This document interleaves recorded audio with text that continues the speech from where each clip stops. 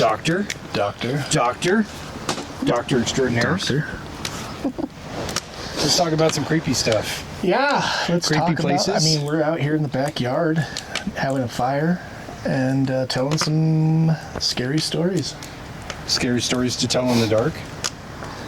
Yeah, Did you guys read those books? I did. Yes, of course. Who didn't? I didn't know the whole drama behind those. Did you? I knew some of it, like the parent outrage and all that. Yeah. Which, of course, like, who decided to throw those in a children's library? Well, I remember going to. So I'm listening. Go ahead. you should know what they are. People that might listen to this, if you don't know what the books are, they made a movie about it. I fully enjoyed the movie, but Scary Stories to Tell in the Dark came out in the early 80s. There was a series of books that this author wrote, basically just short stories, short scary stories, and it was kids were going crazy for him, and it turned out like parents got all outraged. This was during the Satanic Panic era in the mid 80s into 90s, and it was one of the only books to get banned from libraries in schools. And so We still got them. I mean, they were there, and so there would usually be a hidden copy that kids knew about and would pass them around. And I remember that. I didn't know why. Ours was tucked behind all the Goosebumps books. We all knew where it was. Yeah. It's kind of funny because of those books, you know, being super popular in like the early 90s, and then it was like 95-ish, the Goosebumps books came out, and we were just like, these are stupid. Yeah. Oh, I loved the Goosebumps books. I don't know, after reading Scary They Stories to weren't Tell in as the scary, Dark, but they were fun. they were fun in their own right. I enjoyed the show when it came out. Yeah, they weren't as scary as that one, of course, but they were definitely still really good. I'm a book nerd, and I love to read, so I just love the creativity that R.L. Stine had. I'm almost finished with that one book, World Beyond, and then you gotta read it. Yeah? Yeah. I just got to the part where the guy who passed away is explaining how ghosts, you know, what they are and how they're created. I just downloaded that Dying to Be Me one on Spotify. I need to listen to that one. Oh, yeah. Who's the author of that book? Ruth, I'm drawing a blank on her last name, but she was... It's not Ruth Ware? No, but she's a fiction author. Yeah. it does start with a W, I believe. Werewolf. Werewolf. She was kind of a clairvoyant. She did a lot of spirit writing, that sort of thing. But her mentor was like big into the field of seances and clairvoyance and speaking with the dead. And then when her mentor died, he communicated through her as she's on her typewriter. So everything that she's writing on the typewriter is him channeling through her. So like free writing on a typewriter. Yeah. Interesting. But I mean, at first it's a whole lot of God is this and God is that, but he does talk about like the different levels of the afterlife, and he hasn't specifically used the number 7 yet, but I think we're getting to it. Why do you think that's significant to you? From Hans Holzer. Hans Holzer talked okay. about the seven layers of heaven, or 7 levels of not heaven, but 7 levels of the spirit world. Where, yeah, interesting. They can't see us, asshole. We're in the spirit world. Yeah, I think that I never read the Goosebumps books, but when they came out with the TV show, I would watch that after school. But He doesn't read books.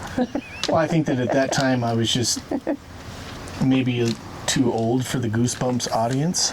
So yeah, I think that I did enjoy the show. I thought it was funny, and it was something spooky to watch, because by that time Scooby-Doo was all reruns. So We used to love watching Tales from the Crypt. Oh, that was one of my favorites growing up. I loved it. They're Which so was good. your favorite skit? Oh, I honestly have the worst memory, like, when it comes to detailed stuff, but, like, I know, like, I remember we watched it constantly. It's one of those things that I know if I revisited, I would remember it all, but I just suck at remembering stuff. Do you think that Tales from the Crypt was better or Creepshow? I don't remember Creepshow. I remember Creepshow. I've only seen the first one, but Tales from the Crypt, honestly. Yeah. I mean, so I remember the one that scared the piss out of me when I was a kid. It was this girl, she lived on her farm with her parents, and her parents were like old curmudgeons, and the dad was kind of rapey, but she had kind of become enamored with the scarecrow in the field, and then eventually the scarecrow came alive and killed her parents. I remember that one. Yeah, that one was scared really the good. bejesus out of me I when I was liked a that kid. one. Now I watch it and I'm like, fucking kill him, dude. I can't stand that old broad. Kill him. Yeah, I don't remember any of the TV show Tales from the Crypt, but the movies were Demon Knight. I fucking love that movie. Yeah.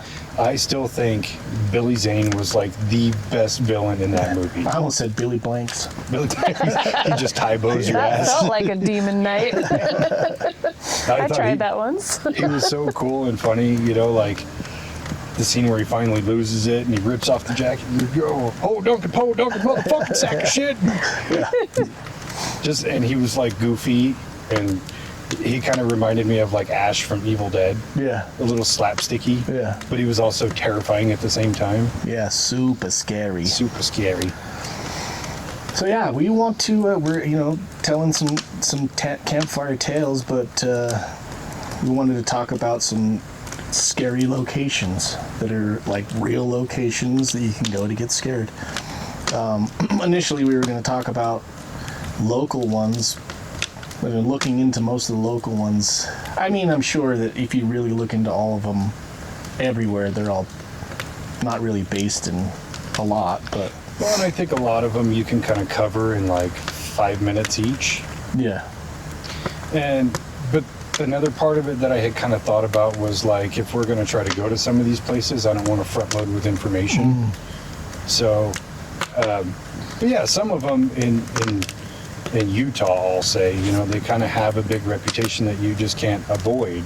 Right. But some of them are kind of just like silly nonsense stuff, like Emo's Grave, or the little girl in the Ogden Cemetery, or Ted Bundy's Cave, which is not true at all, Yeah.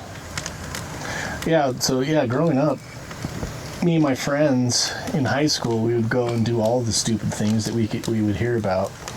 And there are certain places that have deaths attributed to them, but we would freak each other out by telling, I heard this and I heard this about this place. And so like Emo's Grave and the Mormon Burner and Bloody Mary's Cave in Tanner Park.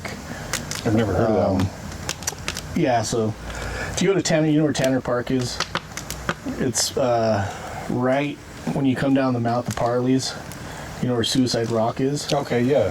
Just on the other side of Suicide Rock, the freeway is right there. And there's a tunnel that goes underneath the freeway. And there's a river that runs through it. And everybody calls that the gully. And so in the summertime, we'd go there and you could block off the entrance to the mouth, and then the water would build up behind the little dam that you make, and then open it up, and then it would just shoot you down. It was like a quarter-mile tube that goes across down underneath. But That'd be fun. Maybe 10 feet in diameter, this big irrigation tube. Even in the summer, it's maybe 100 degrees outside. You go inside that tunnel and you can see your breath. It's cold as fuck. Is it a big metal culvert? Yeah. Yeah. Or like the corrugated culvert? Yeah. Okay, then, yeah. And then on the ground, on the bottom, it's just cemented on the bottom, so it's relatively smooth. But we would take inner tubes, or we'd get garbage can lids and just sit on top of those and just ride shoot the tube, they call it. Shoot the tube, bro. But if you go down there in that, it's like a big dog park type place, and there's a river, and you can go hiking all through this place. In one section, there's this hollowed out little cave. It looks like a cave, but it's really, I guess it was a wine cellar back in the early 1900s that they kept down in this quarry place. But the legends of it's Bloody Mary's cave, and if you go inside there and you do the Bloody Mary thing, she'll come out and whatever. Did it work? No. No. I did go in there and trip my balls off one time and got scared, but don't do drugs.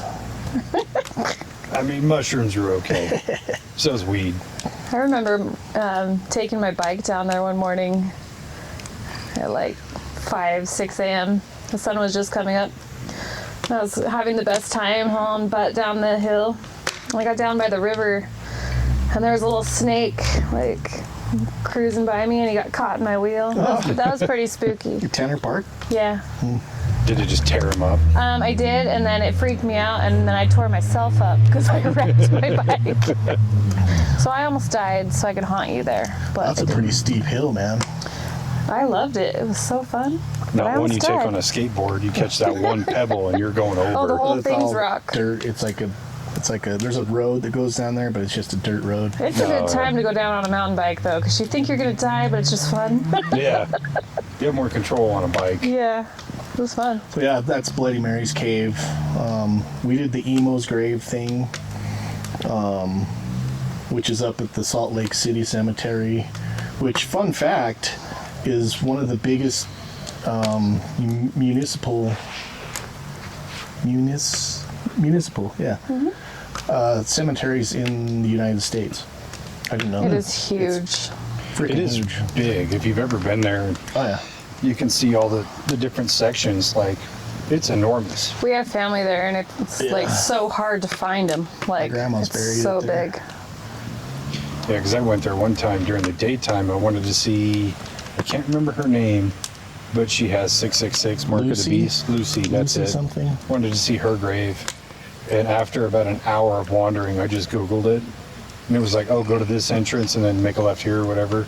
Like, oh, okay. That was so much easier. I still had to walk like 300 yards to get to it.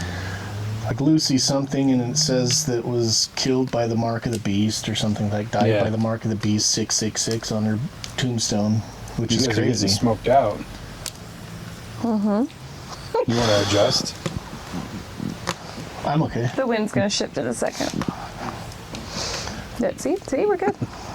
Yeah, I just recently found out about Case Cross being like a super haunted place. And I watched a video about it, and it's like, how haunted can it really be? It's like right off a road, you know, kind of thing.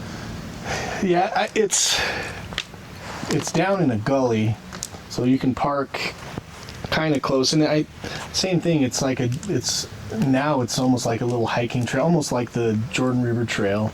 Yeah. Where there's some sections that are just really foresty. Same thing. There's a little gully down there. There's a little stream that goes through there. So we went there when I was probably 12, and my dad took us there. And this is when it was still erected. So it was a big, almost looked like a cross, but it was a K. Almost like the shape of a K. But it was huge and robust, really big. And it was some guy that was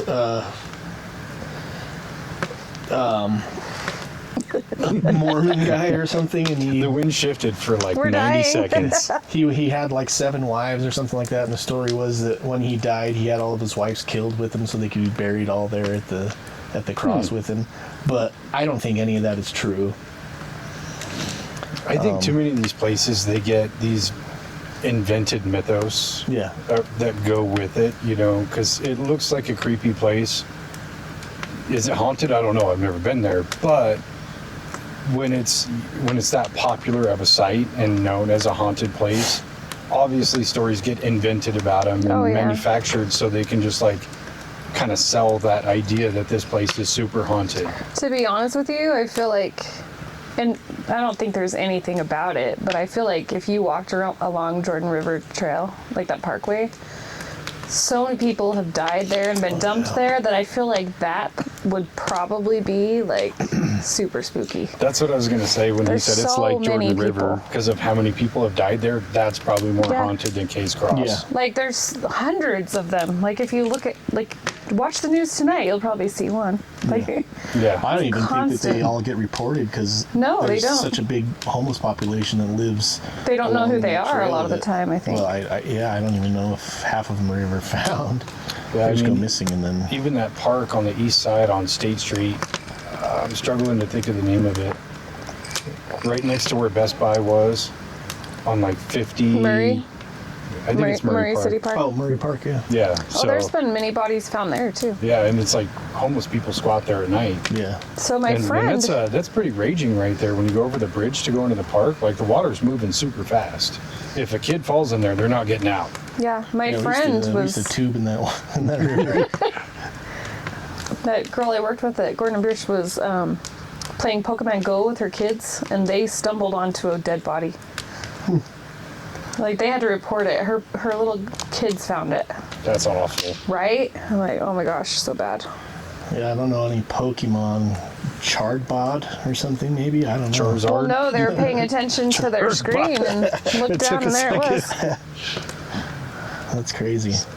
What would you do, man? You just walking along the trail playing Pokemon Go and you find a dead body. Mom, this person's dead. You're like, hey, bud, you can't park there. Right? Like, Chopper, sick balls. So what's a really creepy, haunted-esque place that you guys would want to go to? You can give me a couple of them. I haven't even thought about this because I didn't know what we were talking about tonight. So you go first. Anywhere. Anywhere. I think I said it before. I would like to go to Dracula's castle. I would like to go to Penn State, or what is that place? Waverly Hills? Yeah, Waverly Hills. Penn State, or yeah, the sanatorium, whatever. If you don't know what it is, look it up. Alcatraz is another one I'd probably like to go. There is a prison in Montana that looks pretty spooky. I don't know what it's called though. A couple times we've driven up there, we drive past and I'm like, man, it looks like an old medieval castle. Mm-hmm. And it's closed now because it's like 150 years old, but They probably hold airsoft games there now. I think they actually do paranormal stuff, and they might do a haunted attraction in the around now ish, but it's in the middle of nowhere. Yeah. It's a small town. Maybe it's a big town, Montana standards, but if you've ever been through Big town Montana, by yeah, Montana standards. it's pretty sparse of people for the most part. So I'm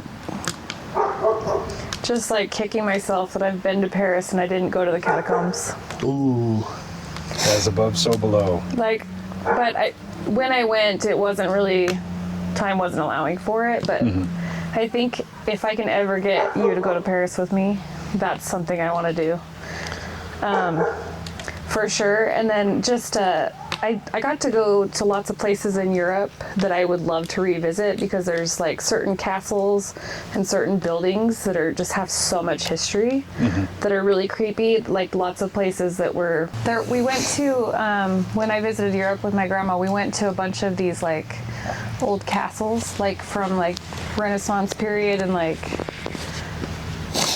it was really crazy because you'd be walking through them and a lot of them had like little jail cells in them, and then you could tell that some of them were like torture chambers. It was really creepy and eerie. I would like to like revisit that now as an adult, Yeah. because I feel like I obviously thought it was cool when I was younger, but I didn't really appreciate it as much. I think that would be cool to go revisit it with new opinions and new, Yeah. adult perspective. Yeah, I would like to go see that again. And then another place I think would be really creepy but was really cool. Have you guys ever heard of Pompeii, where the volcanoes? Yeah. I bet there's so much activity there, like of people that didn't even know that what happened to them. Like they're probably, I'm sure there's people that are stuck there For sure. that didn't realize that they've passed. I think Like that would be a cool place to go check out. You kind of know that a volcano is erupting near you. Yeah. But you don't realize that you can die before the magma even ever gets close Well, to you. it's so fast. Oh yeah. Well, And I the think heat is enormous. even that, like,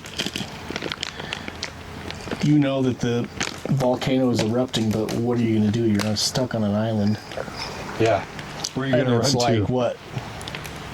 When did that erupt? Like, 79 AD. yeah. Oh, so long ago. But it was really, like, it's cool because the town is still intact. It's just, like, encased in, like, lava rock. Yeah. It's cool. But I bet that place has so much activity. Oh, for sure. And it would be so spooky, like, at night. I think that would be cool to go Have you at ever night. seen the picture of the dude? He died like this. Bricked up. Like, you got to give the guy props. He's like, I'm dying. I'm cranking one out before I go. Or maybe he was holding his wiener so it wouldn't get burned, hopefully. So, Got to save this for my wife. so as you walk through that, too, there's, like, couples doing things, too. Oh, yeah. But, I mean, I would go out like that. Fucking way to go, man.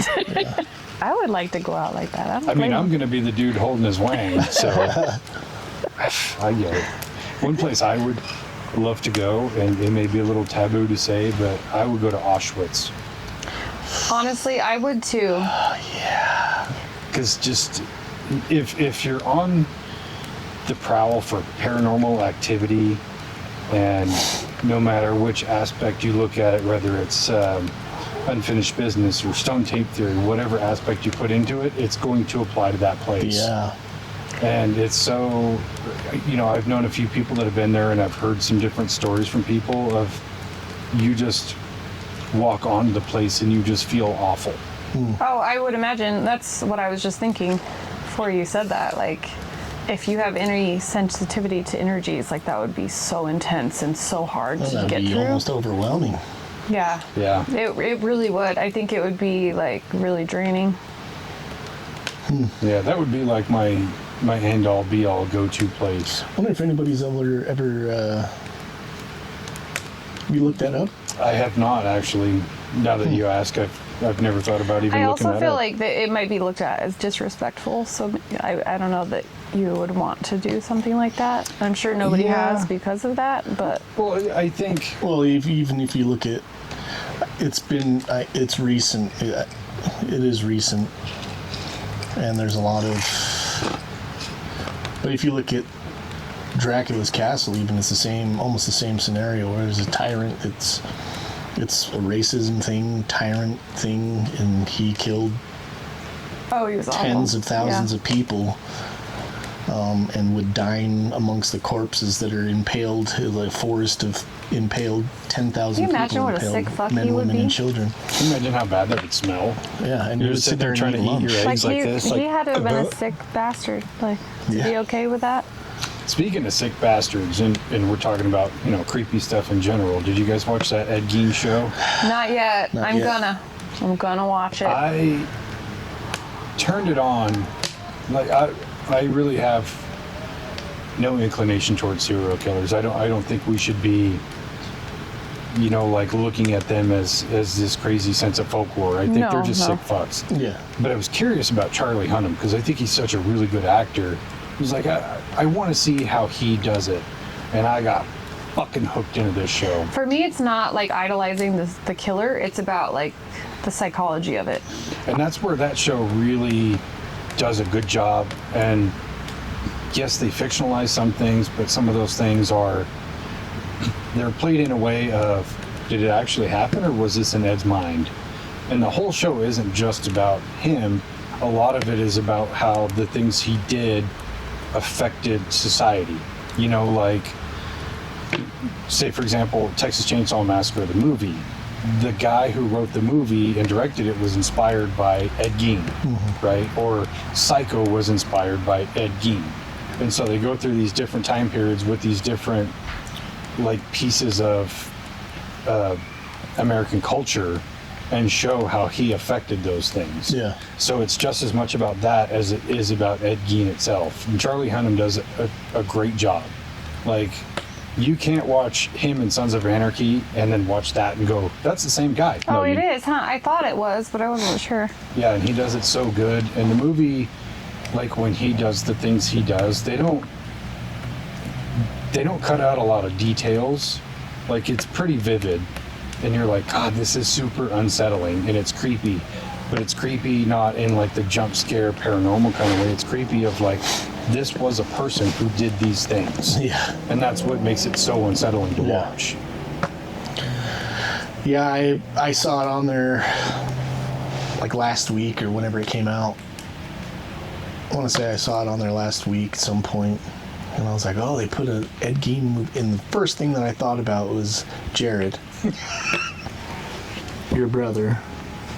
Because one day at work, he was walking around talking about Ed Gein, saying that he was like, did you know that Ed Gein had a belt made out of human nipples? Yeah. I think he told you that. What the hell? He was talking to me about it. He's like, I watched this documentary about, I can't do an impression, I'll be too bright. He was watching this documentary. No, so he was watching this documentary about Ed Gein, and he was kind of going off on it. He's like, they found all kinds of weird shit in his house, like furniture and lamps made out of human skin and this and that. And there was a belt made out of nipples. I don't even know how many nipples it takes to make a belt, but he did it. And it was like, nice talking to you. And at the time, I did not have enough information, so I go to Spencer, and we work on the same line. I was like, dude, that fucking Jard guy was telling me about Ed Gein and nipple belts and shit. It kind of creeped me out. Oh, And he I found loves out, creepy shit, though. I He found loves out right creepy after. shit. That's his brother-in-law. Yeah, but he, Oh. to be honest Jar with you, Jar? he comes off kind of strange, but like he is really intelligent, and he actually like any people that are known in history for anything bad like that, like he really like wants to learn about what they did and who they were. He's very smart. Like he's a good resource if you ever need stuff. But him and I were talking about books the other day, and he has some crazy ass books about like all kinds of like, he has like some he has a publication of Mein Kampf from Hitler, which is interesting. He's like, this is terrible, but I think people should read it. It's kind of scary. I'm not hating on the guy, by the way. Oh, no, I know. It was just the fact that him and I had never had a conversation before, ever. And that's the way he was kind of led hoping into that it. you knew about serial killers. Yeah, and it's like, dude, it's 4 o'clock in the morning. No, he was just hoping you knew about serial Yeah. killers. In hindsight, I know better, but at the time, it was like, I don't know what to think right now. No, it's funny. Sometimes he'll hit me with something like that, and I'm like, what? What are we talking about? That's just how his tism manifests. It's a touch of the tism, my lord. My mom had a lot of Tylenol with him. But Oh yeah, I want to watch that. And then so Dave was texting me on Saturday when we were driving. And that's when he was like, dude, have you watched that Ed Gein documentary? And I was like, no, not yet. I'll probably wait till you're on Graveyard and watch it and be scared all night. It's like, does it mention a nipple belt? It is funny. When he asked me about, does it mention the nipple belt, in the same episode, you see the nipple belt. And I texted back, son of a bitch, it's in there. That's not even the only reference to it, by the way. That's funny. It is funny. The nipple belt isn't funny, but the circumstances around said conversation about the nipple belt. synchronicities Yes, that led up to the it nipple were- belt is not funny. Did it say how many nipples it took to make the belt? That's what I said. No, but you see the belt, and Did you pause it and count the nipples? no, because We it's gotta like report hanging back to over a Jard. banister, so I can only guess. Okay. I guess it depends on your waist size. Yeah. True. Yeah. If you're a 32 waist, I Also imagine. depends on the nipples. I would probably Are we need talking like pancake, silver dollar pancake areolas or Hershey Kisses? That's Yeah, I men's, mean- women's. I would probably need at least 15 to 20 nipples for a belt for me. Whose Probably. nipples though? My nipples? No, yours are tiny. I need like 42 Yeah. because I have a big ass. See, that's the question. There's so many questions. There's too much in There's the so equation. many variables. What if you made a starfish belt, dude? Oh God. Well, there was a. I mean, that's a consistent. You could measure better, probably. I I don't know. saw this after the fact because I got into the vein of the whole Ed Gein thing, and I was like trying to learn some more and find some other documentaries and stuff. And one place said that one of the cops opened a drawer and there was a bunch of dried out vulvas. Oh God, what? Yeah, awful shit, awful. And that's what was so unsettling about it. Because how do you just mutilate a corpse like that? Yeah. You know? Yeah. Well, I'm sure that I'm not making excuses for anybody, but I'm sure that a serial killer is looking at a human like a game hunter looks at an animal. Like it's just a trophy and they cut it. Like think about people that hunt keep the heads, they keep the antlers, they keep the hooves. I would It's say probably similar to that because these people are crazy. I would say it's a little bit different for Ed Gein because he only confirmed killed 2 people. But he was grave robbing.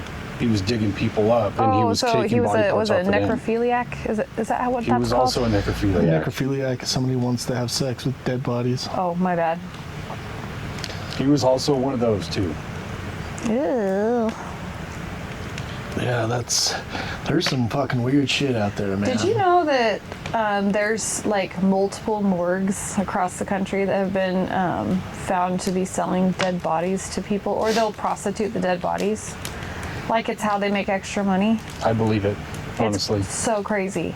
I watched something about that recently. I can't remember Yeah, there where. was a big thing about the bodies exhibit, Yeah. the mummies. Oh yeah, Oh, really? on Yeah. Trafficked. She was talking about that on Trafficked. There's a show called Trafficked, and some of the bodies that they have in that, the bodies exhibit where they have like all the muscles. And, Yeah. They have a traveling one and then one in Vegas. Yeah, like a lot of the bodies that were in there, they were going through and tracking them down, and they were illegally sourced bodies. Yeah, from, like not donated to science bodies. Like yeah, they shouldn't were have been there. That's John and awful. Jane Does that morgues made extra money off of. Really interesting. That's a show that you should watch. I mean, there's so much weird shit out there that people are still doing to this day. Oh yeah. Stuff like that to me is creepier than any paranormal anything. Yeah. Yeah. Living crazy people can do a lot more than active ghosts, I think. So with that said, have you guys watched anything creepy lately? Like legit creepy, not like, one of those silly ass movies like Velocipaster or I haven't. I have been reading all the creepy books, but I haven't watched any creepy movies. But it is the season. I will take my nose what's out a of the creepy book. book you've read I recently? just finished it's called Hidden Pictures. It's kind of I didn't know the author. I want to say Jason something. I can't remember. Sorry about it. But it was so good. Probably one of the best books I've read in a long time. It took me like 2 days. Was it paranormal or? It was, yes. It was about this nanny who goes and starts taking care of this child who is drawing pictures of this special friend, like special invisible friend in the house. But it's just crazy. Like, I don't want to spoil it for anybody, but it's crazy. Like, as she's watching this child longer, like the pictures get worse, and then they start like popping up in her little cottage that she's staying in, like her little backyard cottage, like it's a nanny's thing that's away from the house. It was just super cool. They did a lot of like seance stuff in the book and a lot of like paranormal It also like brought in that psychological factor of like, is she hallucinating? Is she crazy? Because she's a Yeah. former drug addict with the nannies. So it was like lots of cool twists and turns where you're like, it took me a long time. I couldn't even figure it out. Usually I figure out the books pretty fast. Couldn't on that one. That one's really good. I recommend it. What's it called? Hidden Pictures. Hidden Pictures. Hidden Pictures. Look for that movie coming out soon.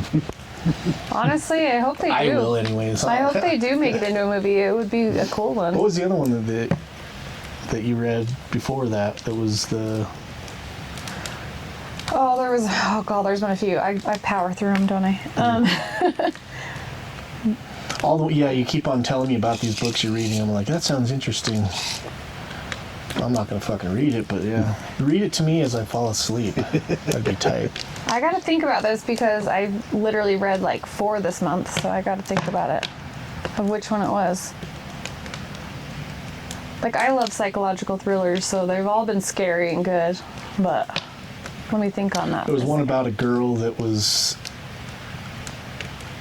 like some guy had murdered her parent or her mom or something, and then okay, never mind. I can't remember what it was.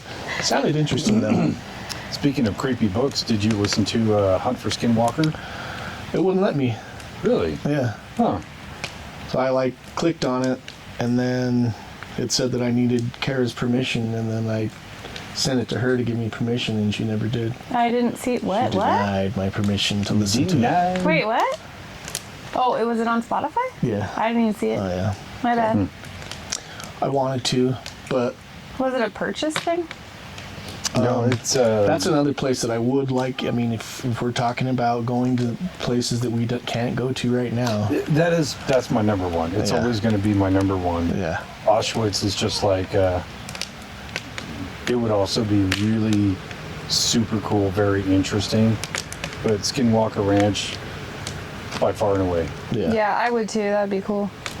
Just because the plethora of all of the different phenomenon that's happening there is just right up my alley. Everything from UAPs and portals and cryptids and energy signatures that are weird and things that just don't make sense. It's all there and I want all of it. Yeah. So did you watch Beyond Skinwalker Ranch, that show? Was that the one with the CIA guy, the ex-CIA guy? Yeah. I watched a few episodes. It just didn't grab me. Yeah. So there's a second season now, and there's at the very last, I think it's the last episode of the first season, they go to this other ranch. Can't remember the name of the ranch. It starts with a W maybe. But interesting enough, Bigelow owned that ranch as well at the same time that he owned Skinwalker, and he was doing the same kind of tests. Was it in Arizona? Maybe. Because in the book, they talked about another ranch that had almost all the exact same things. Possibly. It's probably this place.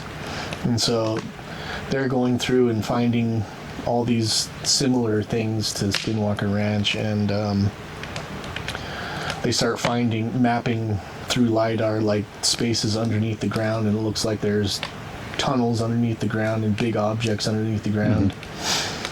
And so they start digging, and of course they do have the equipment failures and stuff like that, but they're digging up.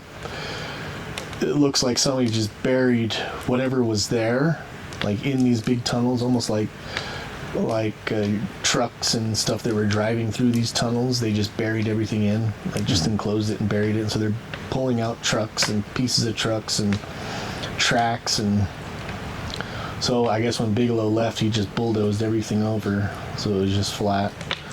Sounds about right. He wouldn't share any of his knowledge about Skinwalker Ranch with anybody. Yeah.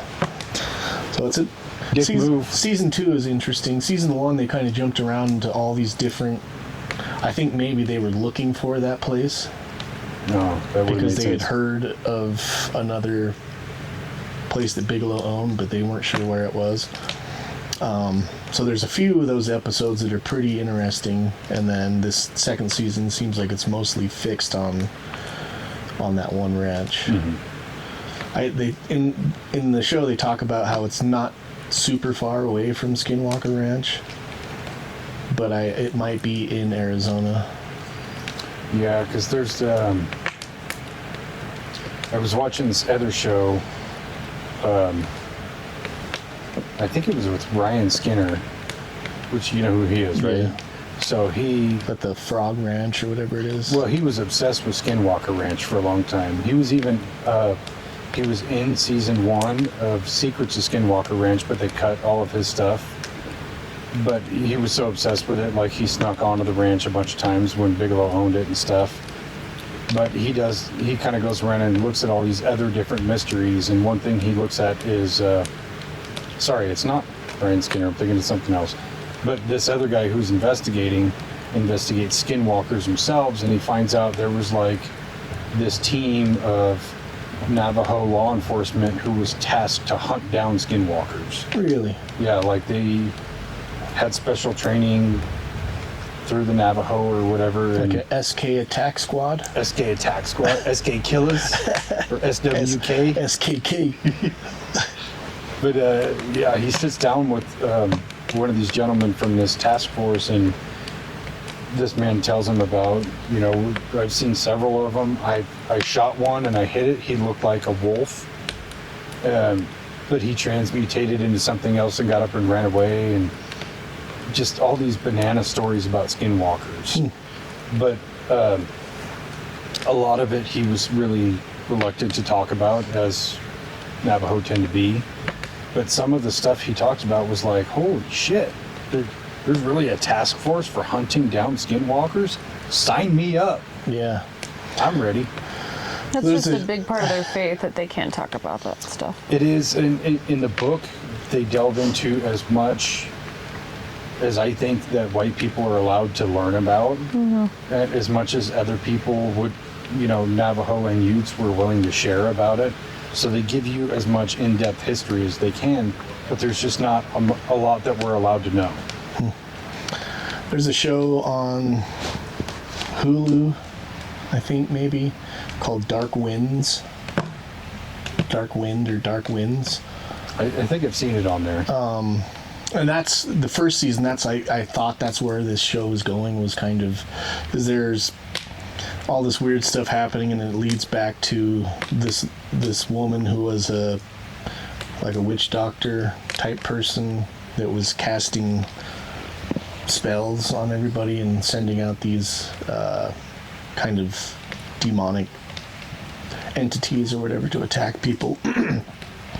And then the second season was more of a serial killer type thing, but good series. But I was kind of hoping that it was going to go in towards the Navajo, really going into the Native American lore of supernatural stuff, which would have been super cool. It was a good show, though. Yeah. I'm going to give it a shot.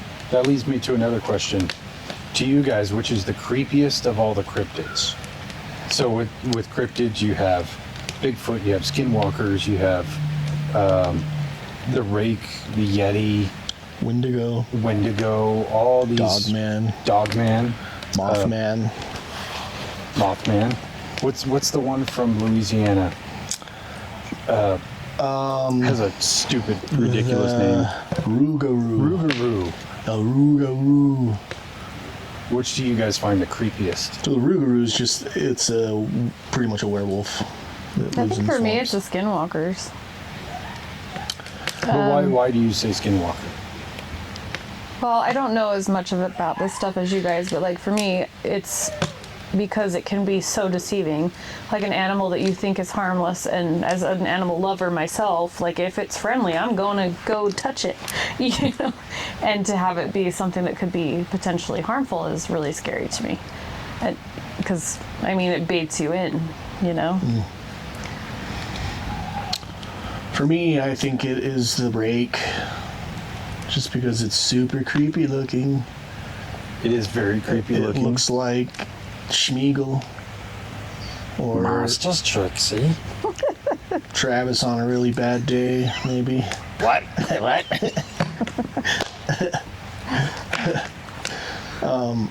I would say, yeah, the rake. And still, that one video of that guy that has this demonic entity on his back porch and is speaking in tongues on the phone. Have you seen that video? Yeah. That he's recording it for like 10 minutes, and it keeps That on like video kind of is- creeping a little bit closer. that one is unsettling. Yeah. Because even if the whole thing was fake, even if it was just like his homie was outside and they planned the whole thing out, they did it so good, I'm not convinced that it's fake. Yeah. You know what I mean? Yeah. The guy has like genuine fear and anger in his voice, and you see this thing gradually come closer. And yeah, this whole, however long it is, you're just like watching it, you don't blink. Yeah. You're like, what's going to happen next, One that, like, you're like, zoom in, focus on this thing, go out there and see what it is. It's hard, On the when other you- side, you're like, if I was there, I'd go. I wouldn't. I'd shoot it. Like, Yeah. don't you have a gun, bro? It's probably hard when he's like trying to juggle his phone and a double barrel shotgun and the phone at the same time. Yeah. I don't think I would have even gotten it on camera. I would have been freaked out. I would have shot that shit. Yeah. And then no one would ever believe me. Well, They you have would the when you had a dead body. True. You're just Unless like, it didn't die and just kept going, kept running, ran up the ceiling or something. Yeah, the color of that thing too is unsettlingly Do you think it's an alien? white. Maybe it's an alien. Maybe. It's a weird thing to me because allegedly it was created on like a creepypasta in the early 2000s. Rake. The Rake. But there's been so many videos and things captured that I'm like, is it? Or is it just that was the only forum somebody who had an experience with it could have put it on to where anybody would have believed it? Right. Something that nobody had ever seen or had any experience with, maybe trying to tell the authorities or put their story on some other forum for cryptids or whatever, and everybody's like, man, get the fuck out of here, it's bullshit. So, I don't know, but I think there's enough there for me to go, it's very possible. Yeah. On one hand, I love reading the creepypastas on Reddit and stuff. On the other hand, there's a lot of them that you kind of wonder about, like, is this an actual story, or is this just a creepypasta? Exactly. Like that, my wife and I bought a farm in Idaho one. Yeah. That one actually seems kind of legit to me. Yeah. Because it's not so over the top with paranormal stuff or cryptids or anything, that the scare factor is actually kind of tame. Yeah. But that's what makes it so much more interesting, because it's not about like, and then this big monster came out and I had to shoot it or whatever. It was like this naked man came running yelling for help and I had to shoot him, and then a bear carried him off. That's what was supposed to happen. And if you haven't read that one, it's a really good one. But very unsettling at the same time. You're just like, what the fuck is going on? And the way that he writes it, that guy should just be a writer, man. so that that story had got picked up. Netflix bought the rights to it, and COVID happened, and then the whole thing fell apart. I hope one day we actually see that story come to life. But Yeah. That'd be cool. If anybody looking for the story that we're talking about, it's Vato Cabron on Reddit. I think that was like 7 parts or something like that. it's somewhere around there, yeah. But each part it's almost like a novel broken into parts, a short novel broken into parts on Reddit. But he's got a couple of different stories that are in a similar vein. It's so good. Yeah. But that's again why I think it could be more believable, because for one thing, it happened on native land, which is something that we know very little about, and a lot of their ways and their practices and their religions, we don't know about them, and what we do know doesn't make a whole lot of sense because we don't have context. So having in the story, bought that land that used to be native owned, and then having these weird things happen that aren't necessarily like violent in nature or terribly paranormal, it makes it more believable of like, okay, because some of what you read in that story is kind of related to what happens on Skinwalker Ranch. Yeah. Yeah. yellow orbs and things like that, or the pond suddenly freezing over in the middle of July and things like that. Those things have been reported there. Yeah. Yeah, I would definitely like to go do, like we talked about before, paranormal investigations on Skinwalker Ranch, which you don't see on the actual show. You fire a rocket at it. Yeah. I love that show. I'm not talking shit. I just make jokes. So did you guys ever do anything when you were a teenager? Oh, yeah. Scary stuff? Yeah, but not like, nothing really to speak of, but there was this house, I grew up like going back and forth from here to Vegas a lot. So we had family there and family here. And there was this house that my aunt used to like go park in front of, and we would sit there and watch the house, and she would tell this scary story about people. Like, people actually did get murdered in that house. And it was vacant. So she'd be like, oh, they haunt the house. We just have to watch for it. But I think it was more like a just trying to entertain us thing. But it's up on Hollywood Boulevard. And it's just on this corner. And the house is pretty creepy. Like, you can tell nobody's lived there in a while at the time. And it was like overgrown weeds and just, looked abandoned. But we did that with her. And then, of course, we always did the Bloody Mary thing. Everybody did that. You ever get scratched? No. Not by somebody hiding in the cupboard? I was going to say, it was always, my uncle would usually hide in the cupboard and get us. But no, we never did any kind of stuff like that. My family was very religious, and that wasn't allowed. We just weren't allowed to do any of that. That was strictly forbidden, so we didn't really do any of that. Here's another spooky place I'd like to go to. And I say this with trepidation, but I really want to go, is the Warrens Museum. Because I have my opinions about the Warrens, but I really still want to see the stuff they have. Yeah. Yeah. What about Zach Bagans' Pass. Yeah. I was, obviously, we're working on an episode for that, so I was kind of delving into that, and I watched this video that was like a guy talking about it, and I'll save it for that episode, but for the most part, it's a big load of horse shit. Well, all of talking his about shit's a Beardo? load of horse shit. Beardo is one of them, the Dybbuk box, a lot of the stuff he just buys at garage sales and just makes up a story about it. And the fact that you have to stand up and walk through this whole tour for 2 hours, and you can't bring a drink with you, and you can't use your phone, things like that. But for an extra like $35, you can get the RIP pass and go to the basement, so you can stand for an extra hour, so 3 hours total. And I'm like, pass, dude.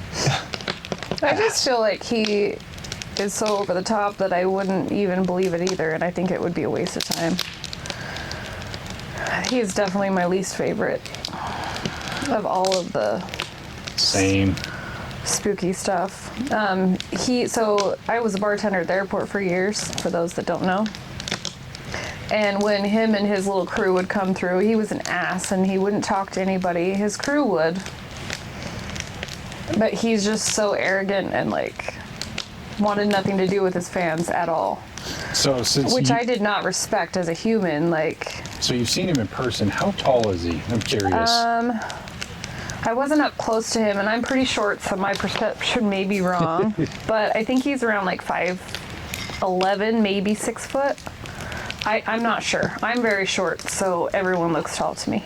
I'm always curious because he seems like one of those people who would only surround himself with people shorter than him, so he could feel taller. His whole crew is shorter than him, but he looks like he was roided out a little bit back then. That was when he first started doing, when people first started knowing who he was. Yeah, when he only did curls and nothing else. Yeah, I want to say 2012, 13 time is when I saw him, but. Oh yeah. But yeah, It's people would be peak coming fame for up to him. talk to him, and he would just be rude and brush them off. And I'm like, dude, these people are paying your bills, but okay, you're not that famous. The people that are coming to you actually watch your shit. So like, thank them, sign something, take a photo. Like, I'm sure you get irritated, but he wasn't, again, he's not that famous at that point, and so I'm still not Yeah.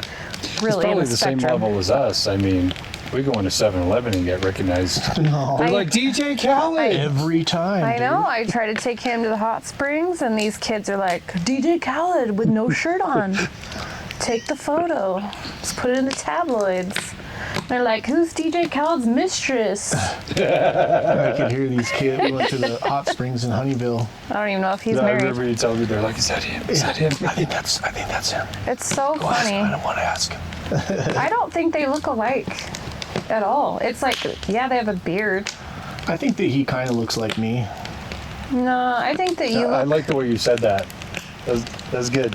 I don't think he does at all. I think that, like, if I had to pick a celebrity that I think Spence looks like, it's John Belushi because of the nose. I can see the nose. The nose. Like, if he had a. Equally as disappointing. No, but if he had a beard and stuff, you're closer looking to that guy than I was DJ going to say Khaled. Nature Boy Ric Flair. Ooh. Sorry, I wasn't insulting you. I'm saying if he had a beard, you guys have the same nose and stuff. Yeah. That makes more sense to me. And Jim Belushi was lovable. He was awesome and hilarious. He was funny. So are you. What's her name used to tell me that too? Linda Orges. Yeah, I think that guy looks more like you than the other guy. Yeah. But I Basically also what have you're saying been. is I just look famous. I've I've been looking at your face for Like the- 25 freaking years. Yeah. So I know what it looks like. I've been looking at my face for 30. at least 30 years. Yeah, he's only 30. He's a youngin'. Yeah, I mean, I would like to go to the Warrens Museum. I would like to go to Zach Bagans' museum just because he, like, some of the stuff he has there, if he actually has it there, like Ed Gein's cauldron and Jack Kevorkian's van. There's a handful of things that I would like to see. So the Jack Kevorkian's van, I haven't confirmed, but I heard that's legit because he has to pay a lease for it, but they can take it back at any time. The Ed Gein cauldron is kind of sus in my book. Can we run that back? Why would Ed Gein have a cauldron? He was boiling down the fat from all the victims, all the And he was Oh, was soaking he their... making soap? Is Fight Club about him? He could have influenced that too. You see the show and you're going to be like, you know what? Fucking could be. Is Ed Gein the propaganda master for the last 30 years of cinema? I know. Is that where they're getting all these brilliant ideas? You know, honestly, it could be. I mean, in the show, he talks about melting their bodies in acid so that he could basically boil away their Roger flesh and Rabbit. meat. Who framed Roger Rabbit? Remember that? When they boiled it, they dipped You the know toys. what? You're on the money on that. I ain't even gonna lie. I like my movies. Can I say? But yeah, the cauldron, I don't know. There's a lot of stuff that, because I got deep down into this Reddit thread of people who used to work at the museum and telling about their stories and things like that, and that just was just like crack to me. And so hearing that a lot of it is bullshit kind of deters me from it. And even like the divot box, which is one of the most famous things he has there. The guy who originally sold it was like, yeah, I made that whole story up. But people are still buying into it. I mean, the whole thing with Post Malone seeing it and then suddenly having nightmares about it. It's like, was it inspired because of this object or because you were buying into the bullshit? I think it's Nothing more of against buying. him. I think it's more of buying into the bullshit. To be I think honest, that happens Yeah. with a lot of things, though, but But it's it always a happens- question. Yeah, It always a happens question. naturally. well, You watch a scary movie, our you have a mind dream is gonna about do it. stuff to us, Right. like, you know. And this is interesting that you're talking about objects because I clearly have no experience in any of the shit, but when I was saging our house last week, there were a couple of little items at the kids' rooms that we've gotten from thrift stores that, like, I'm not saying I have any abilities or whatever, but it was like doing the rooms and then going to, like, on their shelves and stuff where they have these little figurines and stuff they've got for thrift stores. There was a couple weird little, like, sensations I got doing those ones, and I was like, oh shit, this is haunted, and I did it more. But like, I don't know. That's funny. Was I freaking myself out, That or is was it hilarious just me? that you wrapped around to that. We were Maybe just I was talking about freaking this. myself out. I don't know. So we were just talking about this before we even started recording. But Dave had sent me a TikTok video of somebody taking an EMF detector into like a thrift store. And we're just going around to all these random things and being like, oh, this is haunted, this is haunted, this is haunted. And it sent, like, the video, it kind of sent like a joke, but I guess Xander saw his son, so they went and did it today. Oh, you did? Yeah, so we took That's the EMF awesome. detector to a few different Did you record thrift anything? stores. No, we didn't find anything. But yeah, we went to a few thrift stores and we found literally nothing. And then we were talking about it, and I was saying that I think we should go to, like, an antique store instead and try the same thing. And if we find something, you know, whatever the object is, go ahead and buy Should have it. taken that shit to my grandma's house the other day.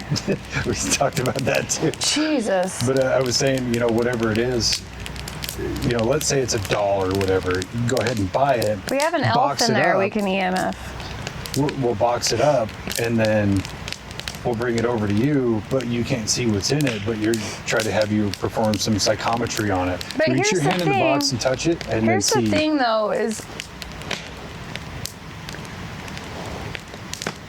I don't know what is going on with me all the time. I don't know if it's like something or if it's just like random. Well, But it's starting to feel more real every day. It's really weird.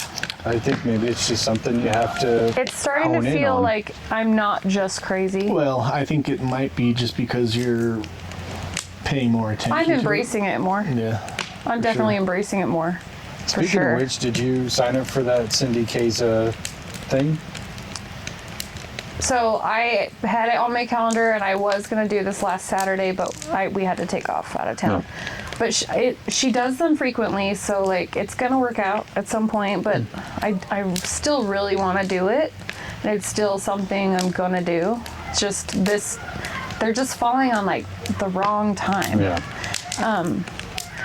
But I was telling him I've never saged our house. I don't ever get into that woo-woo shit. But I'm starting to kind of think that those things are necessary. And the reason why I decided to do that is because, like, I was just feeling, when I was here, just feeling really, like, sad and depressed and anxious. And, like, I've never felt like that in my home. Yeah. So I was like, this sucks. Like, something's wrong.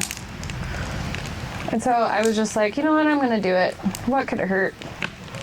And I was smudging the house, and there were like multiple corners that I was having like feelings of like dread and anxiety, and a couple that I felt like tightness in my neck and in my throat. Like, and then I did stop and say, am I breathing the smoke? But I wasn't, because I was up above me. There were definitely areas in the house that were something was going on. Are you sure it was sage you were burning? It was not weed. I didn't get hungry. It's the burning bush. But it was really weird. Acacia. Like when I finished it and put it out, I felt 100% lighter and happier and calm, and like it was just a whole different feeling. And so I've never done it, but I definitely think it did help whatever was going on. And it could have been just like the practice of it. I don't know, but I think that it was definitely a good experience for me to. Yeah. I understand why people do it now, for sure. Well, I think there's a sense of conviction with it of you're performing this act as to say that whatever's here, you're no longer welcome. It's time for you to leave, kind of thing. The same thing with, you know, when we finish an investigation, you go home and you say, if anything followed me, you're not welcome here. Of course, I've forgotten to say that a few times, and I think that's why weird shit's going on, but it's not evil or malevolent. The cat thinks he's locked out. Oh yeah. Where was Fish at when you were up there? Where was he at? When I was up where? When you went to go to the bathroom? He was out here and he followed me in, but then he Oh. tried to go in the bathroom with me. Why? Just wondering. But that's still the opposite direction. You felt him go that way, but he physically went that way. That might have been Kitty. She's out here too. No, it definitely felt like Fish because it was huge. What? That was a good one. You're really good. No, So- he followed me in and then I wouldn't let him in the bathroom. He might have come back out. So on the creepy spectrum, what do you find creepier? Ghosts, demons, cryptids, or aliens? I'd throw people in there, but we already know the answer to that. Yeah. I would say demons are probably the more scary ones, but I wouldn't say that I'm necessarily afraid of any of those things that you've said. Which one do you find the creepiest? I guess it would be demons because those are the movies that I tend to watch because I think they're scarier. But like cryptid type movies that are supposed to be scary, like there's been a couple that are like witchcraft type movies that have these entities that are cryptids that have been summoned. I don't tend to think that they're scary at all, but paranormal movies that have a demonic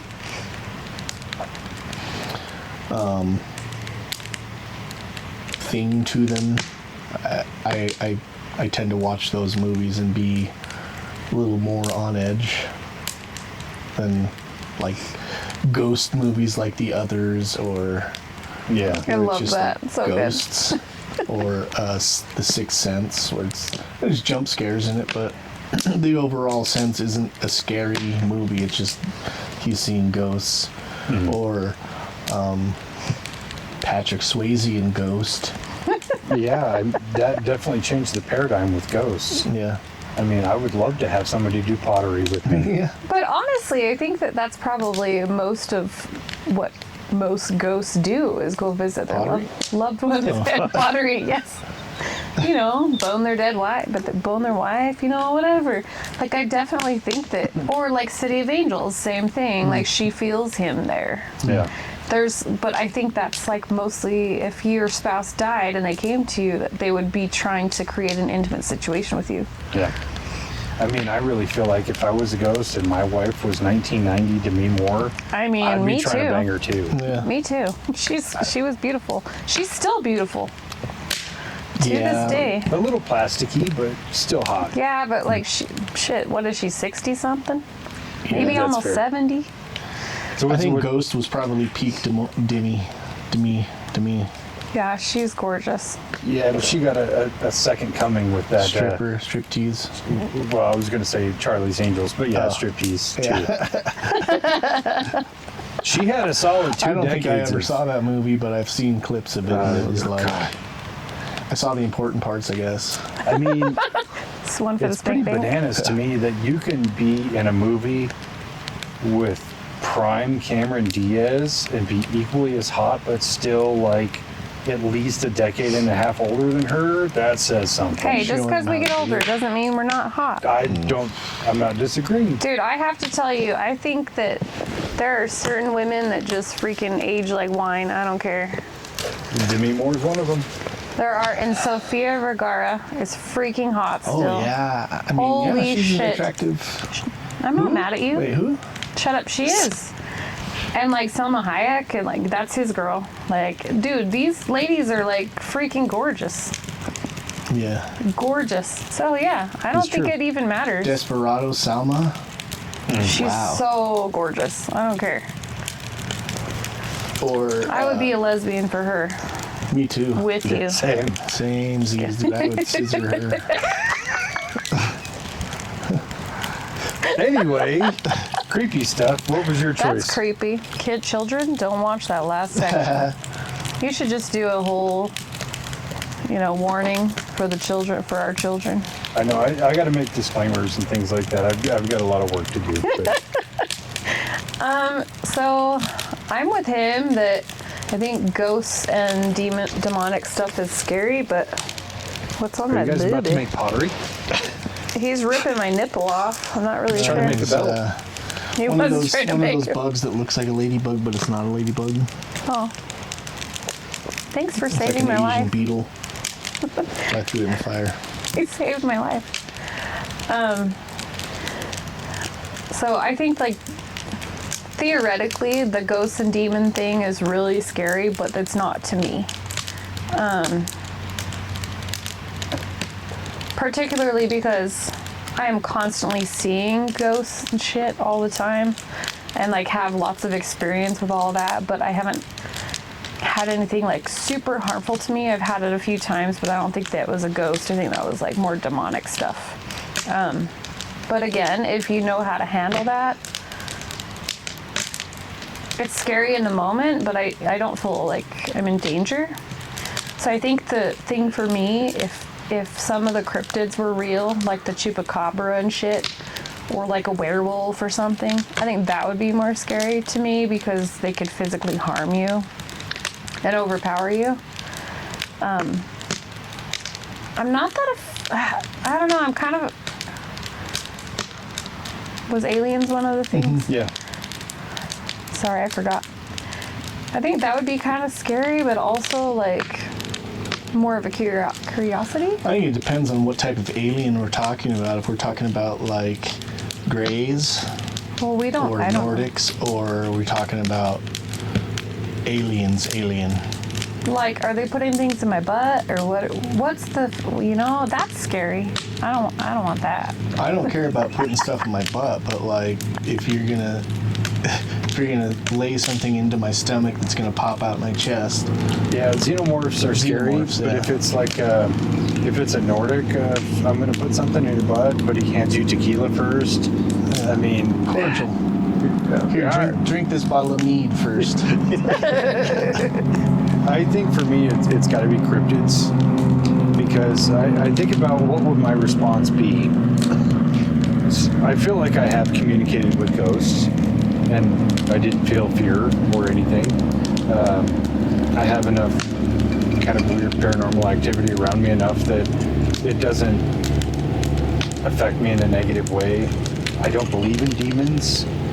If I met an alien, I'd be like, dude, I have so many questions. So those don't bother me, but I'm 100% on board with you of a cryptid, like the rake or even a Bigfoot, they can do actual physical harm to me. And if it's more gonna be a physical threat that you can't I'm more get away afraid of from. the fire now. You almost died, babe. You almost fucked up your Carhartt Almost vest. died. Carhartts don't burn. You need a smaller one anyway. It's fine. Yeah, I mean, you hear the stories about Bigfoots of going to these construction sites and state parks and flipping over bulldozers and throwing these 2-ton logs like they're Lincoln logs, and Yeah. you're like, what would they do to a tiny little human like me? Well, I think of it like an animal, think about all animals are so powerful. So it's Yeah. shit, even our 10, 15-pound cats are powerful. My cat fucks me up all Your the cat time. jumps on your face and wants to do damage, it's gonna hurt. Dude, he fucked me up the other day. He was like, Mom, why are you bleeding? No, they just us animals are so strong that's kind of how I see a cryptid, as being a strong animal. And you can't defend yourself against something like that. Yeah, and more so, it's in the same way I have a fear of crocodiles/alligators or hippos or sharks. Is when you're in their element, you're much less powerful. If I'm in the woods in the dark, I can't see. I don't know my way around. I have no actual means of defense or running away. A Bigfoot is just gonna grab your ween and tug. It's just gonna jerk your Gonna wing, dude. swing you around by it. I mean, Off you go. That sounds awful. Give you the old ween swing. I might have a hybrid child out You're gonna be there. a weenie copter. If you haven't seen that whole man raped by a female Sasquatch thing, I highly recommend it. I think it's Peter the dog trainer. It's not a video of a man getting actually raped by a Bigfoot. It's him telling the story. It's him telling the story. It's it not is- AI. It is hilarious. I got poison ivy and I had to take a bath. Oh my god, it's Okay, so I'm loving good. all the AI Bigfoot videos though. Those are pretty funny. They're But, hilarious. I mean, thinking about a rake, you know, this skinny, gaunt creature with these big claws and giant snarling teeth. If you saw that shit in the woods, you'd be terrified. Yeah. I don't care if you have a gun or not. Your instinct is going to take over, and it's going to be flight, not fight. You're gonna have a gun and a pants full of poop. Yep. And possibly an erection. I'm not ruling things out. So here's another one. What's the creepiest thing that you've seen or experienced? You go first, because I have a lot. I gotta think about it.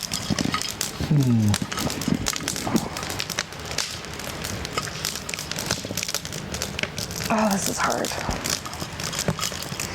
I would say probably the thing with my mom. I think we talked about it in one episode.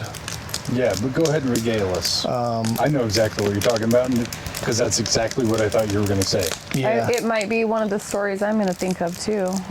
Well, Probably you're not. saying but something that you've seen. I've seen stuff with your mom. So yeah, we were. I think I was like early teens, maybe between 13 and 15 years old. 16 years old. By that time, I was kind of going out all the time and hanging out outside my house because it was creepy.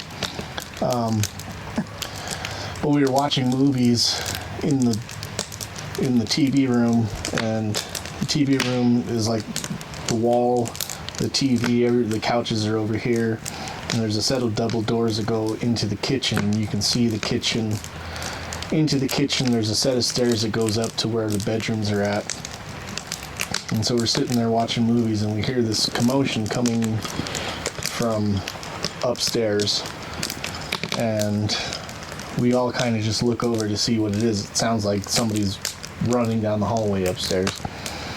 And so we kind of look over there, it stops for a second, and then all of a sudden my mom comes tumbling down the stairs. So she tumbles down the stairs and hits the floor, like dead stop. She tumbles down, bang, lands on her back, dead stop at the bottom of the stairs, and all of a sudden just slides across the kitchen and smashes into, there's some cupboards over there on the other side. And so we all jump up to kind of try to go help her, but by the time we all get up, she's scrambling out through those double doors, scrambling on the floor on all fours, and she's just like bawling, and she comes like stumbling down and grabs my stepdad's legs, and so we're all kind of standing there like, what the fuck? And she was like, didn't you guys hear me? I was trying to call for you guys. I've been wrestling with this thing upstairs. She'd been wrestling with the demon for the last like hour or something upstairs in her bedroom. You got to admire, like, the physicality to fight it for an hour. Yeah. So I she can't was- wrestle for 3 minutes without getting winded. Well, she said it felt like an hour. I don't, who knows how long it actually was, but she said that she was trying to scream, she couldn't scream, and she was trying to get somebody's attention, but she was literally, something got on top of her and was choking her and was just trying to kill her, pretty much, what she said. She finally got away from it, and it was attacking her all the way down the hallway, so she was banging on the walls as she came down the hallway, and then tripped her and she fell down the stairs, and then jumped back on top of her when she was on the ground, and then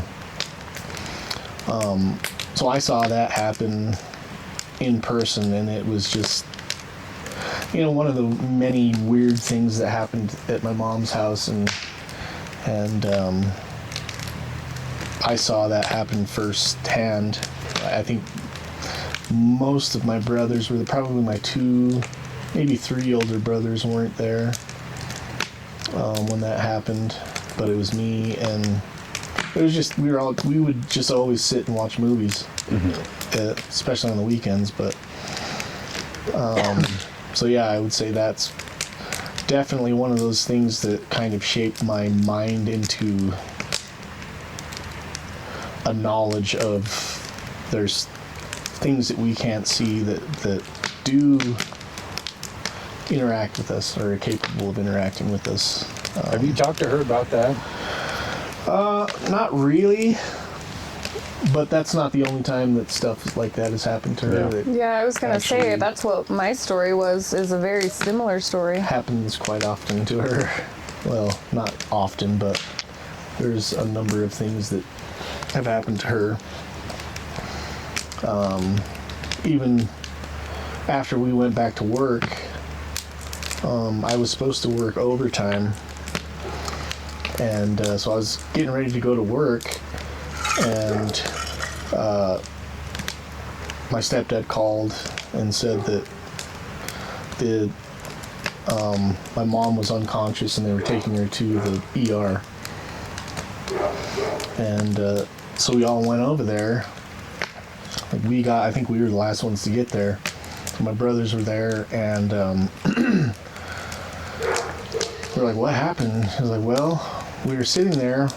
We just ate dinner, and we were sitting there in the kitchen, and all of a sudden she was talking, and all of a sudden she started slurring, and then her head just dropped and she passed out. And so he was trying to wake her up and couldn't wake her up for a while, and so he checking her pulse and like seeing if she's okay. She's breathing, her pulse is good. It really through and through sounded like a stroke. Yeah. And so he ends up calling the paramedics. Paramedics come, check her out, say that her vitals are good. They can't wake her up. So they take her to the emergency room. And so they get to the emergency room, and the doctors are checking her out. Oh, there's our cat. Old Fish just got chased by the dogs.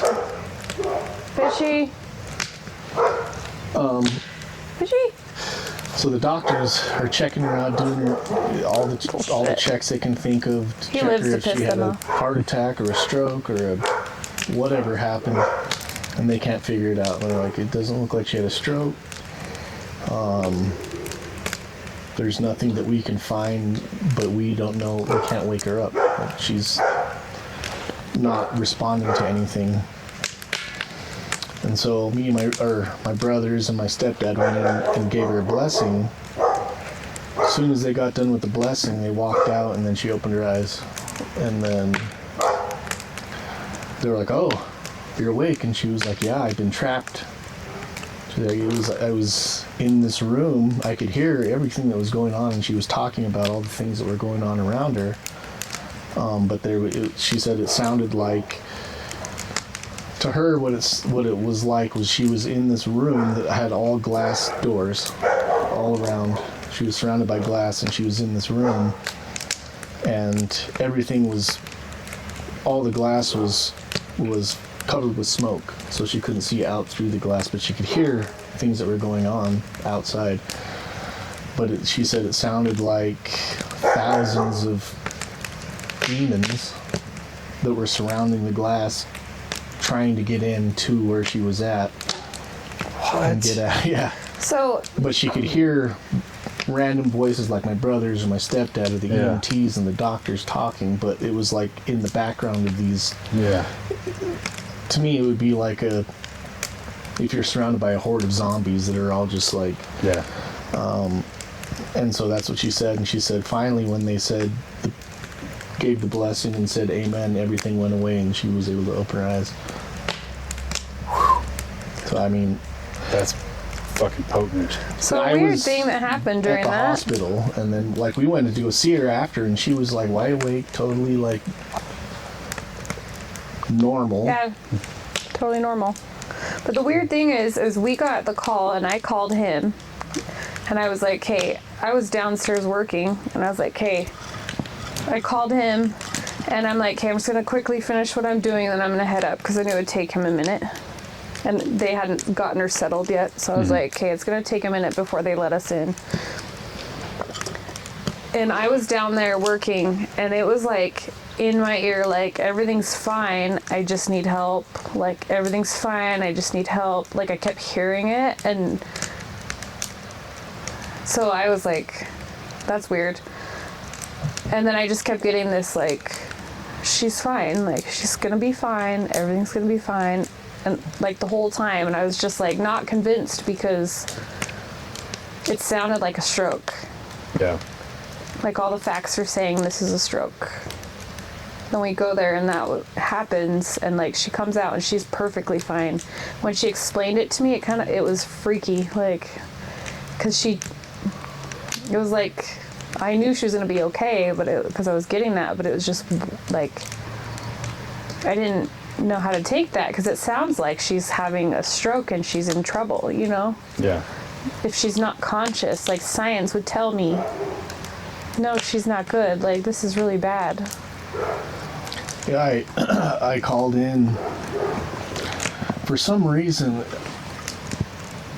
it was right when we came back from being late, or right when I came back from being laid off, and I was supposed to be working overtime. And it was like a Wednesday, Thursday, and it was the Wednesday that I had to call in. And it was Robbie that I called into.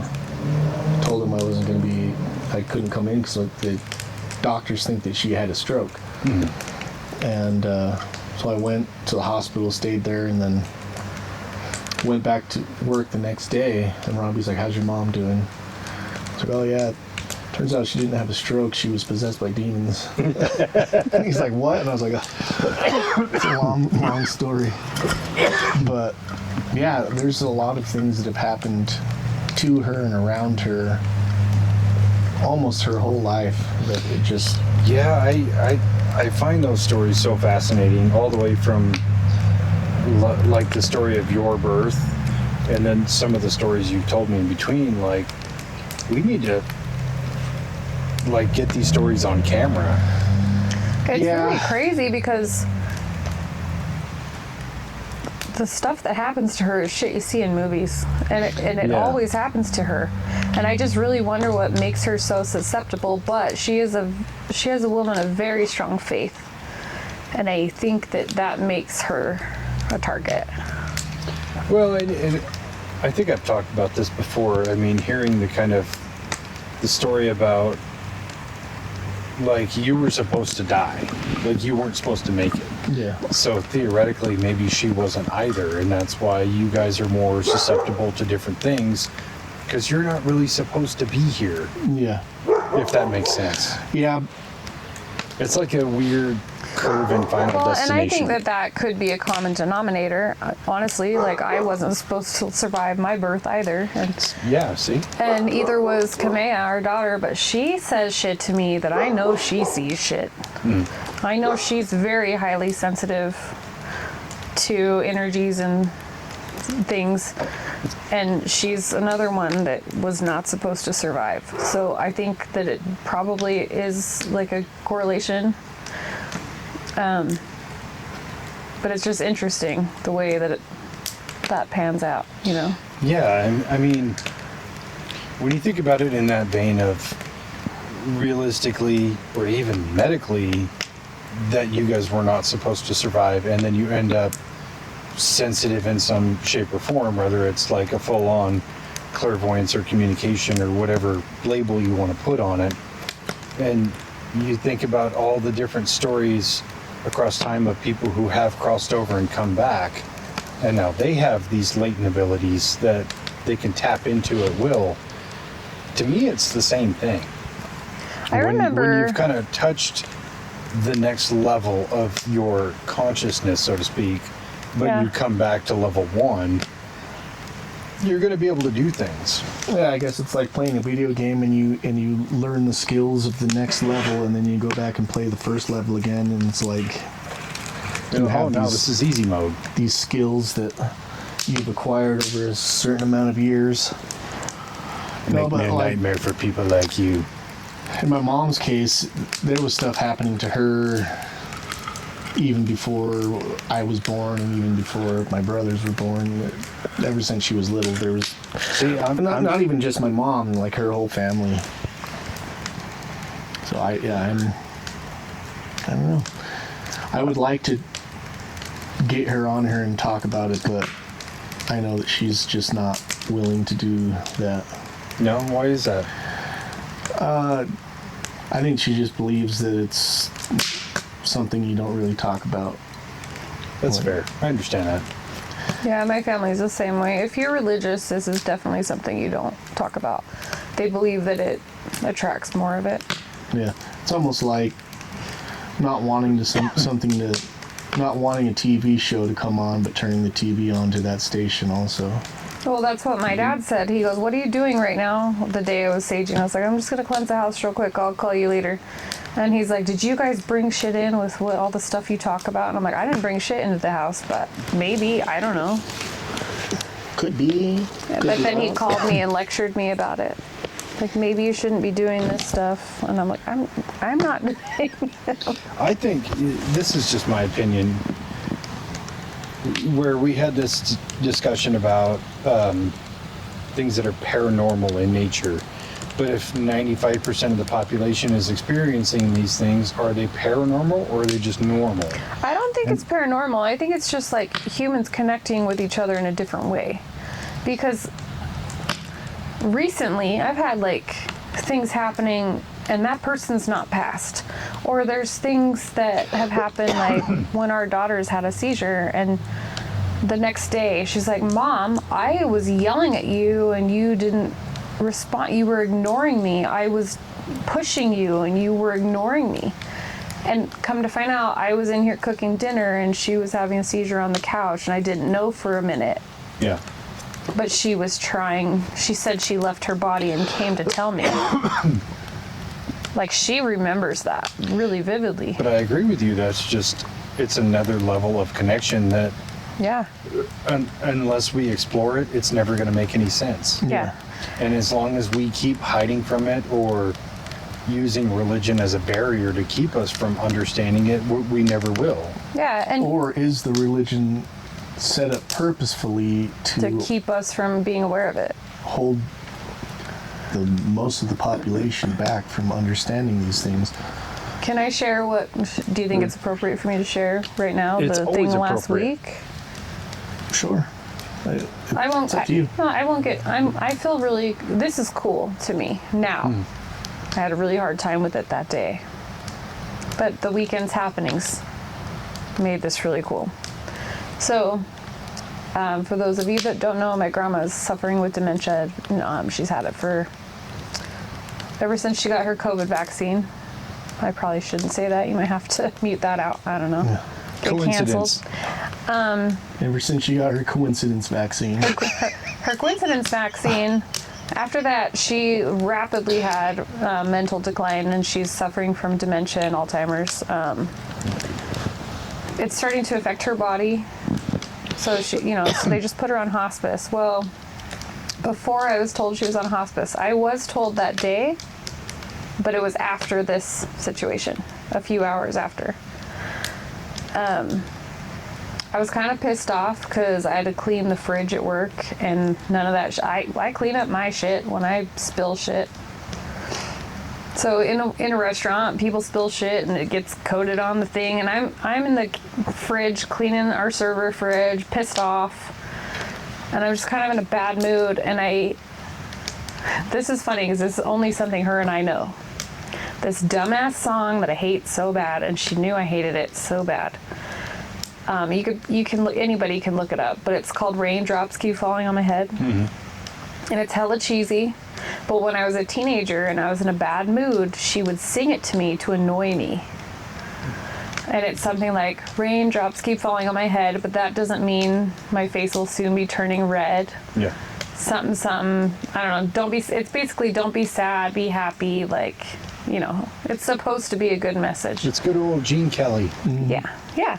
So I'm sitting there scrubbing this fridge and I'm pissed and I hear in my ear loud like she's next to me.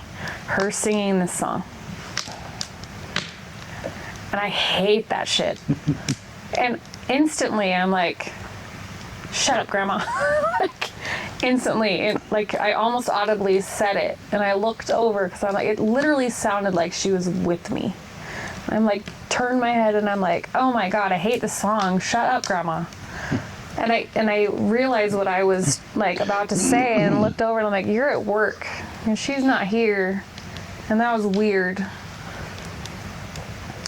And then I'm like cleaning the fridge crying because I'm like, oh my God, did she just die? Like, I'm cleaning the fridge and I'm mad.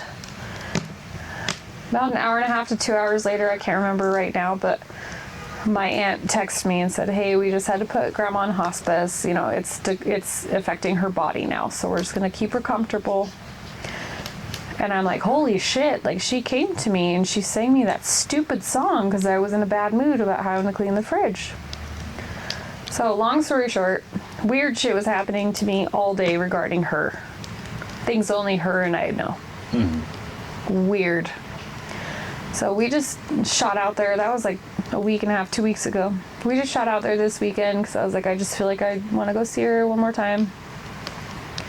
We go in her room and it's super somber. She doesn't know who any of us are. Everybody's kind of upset and sad and like, it's just... the vibe's so sad. And one of the other patients came in. Oh, this is weird. Well, yes. Before we... Go ahead. Yeah. So we all go into her room, and she's just sitting in the corner, and she's like looking around at us, and she's like, what is going on? There's like 9 of us. Yeah. She probably felt bombarded. And so she's looking at it, but she doesn't know who any of us are. Her son is there. She keeps looking at me and the picture of me on her wall, like kind of almost connecting.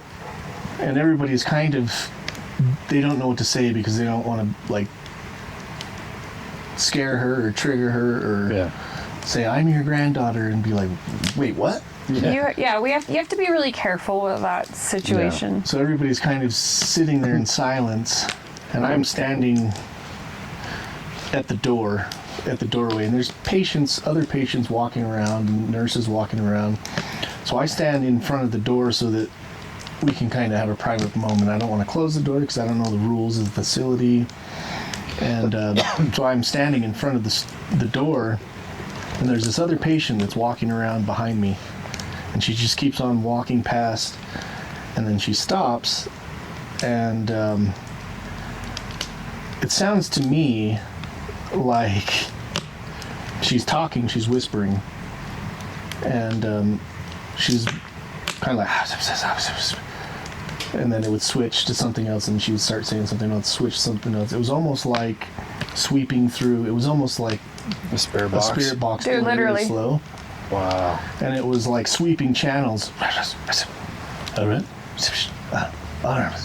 then she comes right up next to me and she goes, can I come in? And I said, sure. And so I let her come in. And at first she's messing with her sweater. Sorry if I mess up the sound. I forgot the microphone.